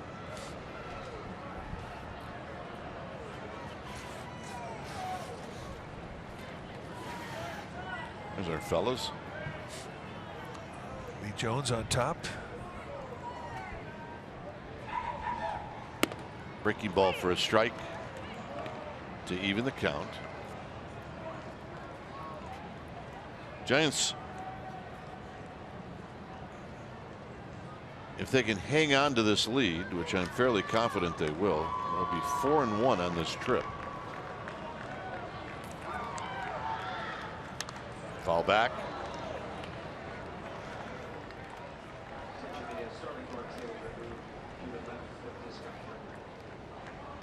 So Polanco going to take his time as he adjusts his batting gloves. Well, I mean, it sets it up when you go into your first city on a 7-game road trip and you sweep like they did in Tampa. But, you know, they took a hit yesterday when Matt Duffy got put on the disabled list. I don't know if that had anything to do with it. The Giants were flat offensively. They got beat 1-0. But tonight, I mean, they flexed their muscles. A 22-hit night performance from the Giants offense. 15 runs, the most they've ever scored in this ballpark. And that man right there filled in and played third base for Matt Duffy, a 4-hit night. What's going on between Stratton and Polanco?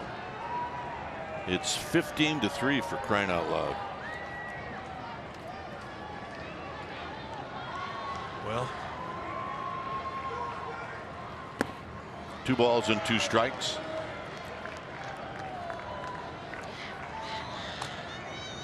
hey, an at bat's an at bat, I guess.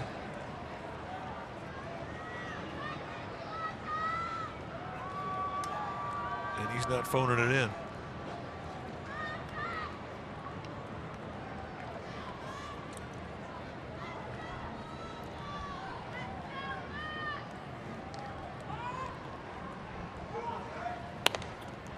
Three and 2.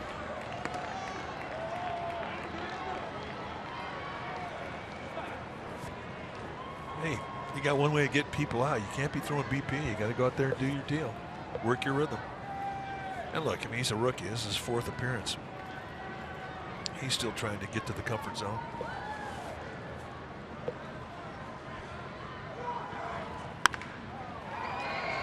Pena gets a tricky hop. Got him. He may not have. That's going to be the ball game. Well, maybe not. Clint Hurdle's going to take a look at it. And look, you say, hey, the verdict's in. No, you've got to fight for your guy. Absolutely. I mean, you got to. If Polanco has a chance for a base hit, you absolutely have to look at it. Yeah, and this is not anything that anybody should be upset at the Pirates or Clint Hurdle for doing. You have to do it. He's got a base hit. He's safe.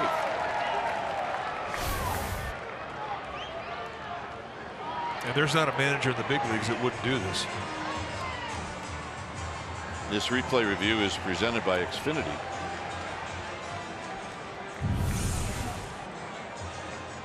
And well,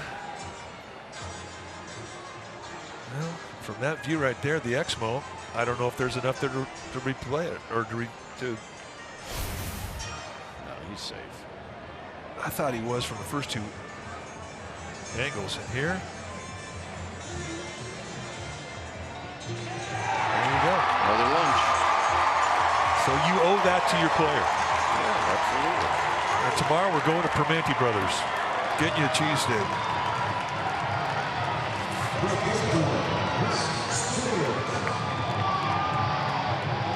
Hey, if he winds up hitting 300 on the nose this year, why would anybody have a beef with having that check? I don't think anybody does.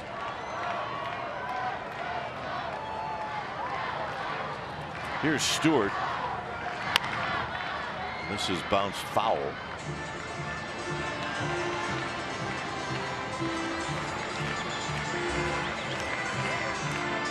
They're telling us Steve Finley pitched against the Giants with the D-backs. That's the last time it's happened for a position player. Well, I feel good about not being able to remember that.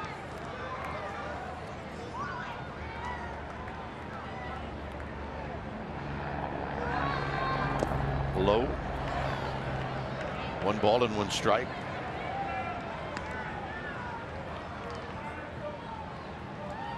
That'd be a hit for Polanco, correct? Correct. And the moon peeking around the UPMC building. Now that's the tallest building here in Pittsburgh. No, maybe not. I don't know. You've done your Pittsburgh homework. The Mellon building to the right, that might be higher. Or you're making it up as you go along. Well, when you're looking at buildings, I mean, that UPMC building's pretty high. What that one that's around the corner. And a base hit for Stewart. And the game that won't end, won't end.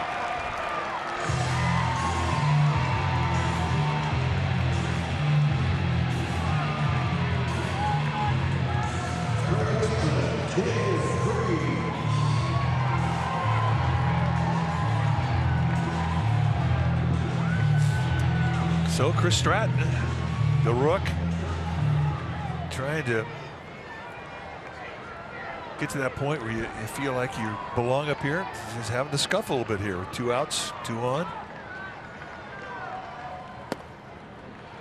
1-0 to David Freese, who homered in the 8th inning.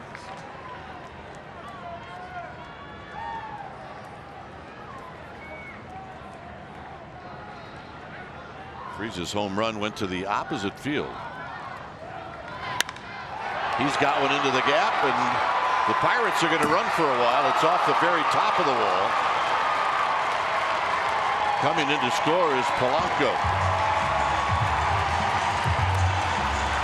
And he almost knocked it out of here. I mean, that was that close to another home run off the bat of Freese.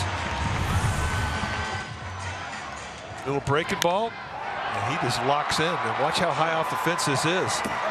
I mean, that was close. That line goes up a little bit. Yeah. Is there a fence there or something? Yep. That was the section of the fence. I don't think it would have gone out anyway, but it does make you think. Here's Kratz. Kratz has got a lot of power for a pitcher. He does. And he takes a strike, and it's 0-1.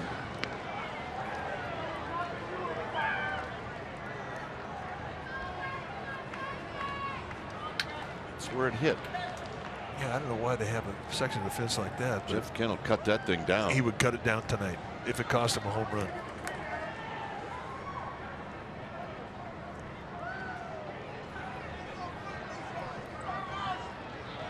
Kratz taking his time in the box.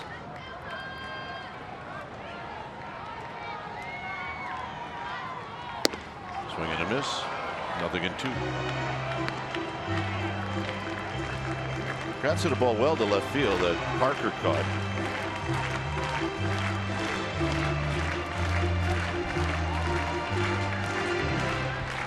So we were right. The UPMC building is the tallest. You were right. I feel better. He's losing credibility there fast. And lunches. Brown cannot hang on.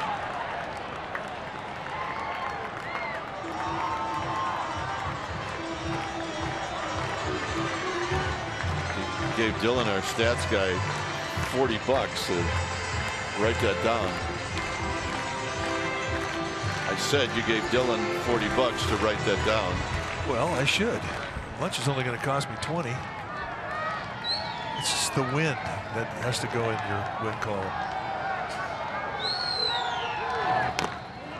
And is that the ball game? Yes. I think it hit the ground. And the Giants are not walking off the field just yet. Neither are the Pirates, and now they want it looked at, and Clint Hurdle's arguing, and now he's arguing again, and now he's really arguing. Well, it's not reviewable, so see you later. So the Giants are going to win this one, and Clint Hurdle's probably right. Yeah, watch the ball tick the bat, it hits the ground. But not a reviewable play, so this game is over. So we'll put down strikeout, and the manager's tipped. So the Giants, after not scoring any runs yesterday, come back, Mike, and they bound out 22 hits tonight. Well, and it was really all about Johnny Cueto. Look, there's a lot of heroes tonight with the bat, a lot of great nights offensively for the Giants, but Cueto, a big league stop job. He continues to master the Pirates. Now his lifetime record, 19 of 4 against Pittsburgh. He was spectacular. Giants win this one in big fashion. They scored 7 runs in the 4th inning. That was the big inning. 15-4 is the final. Stay tuned. Esurance Giants postgame live starts right now.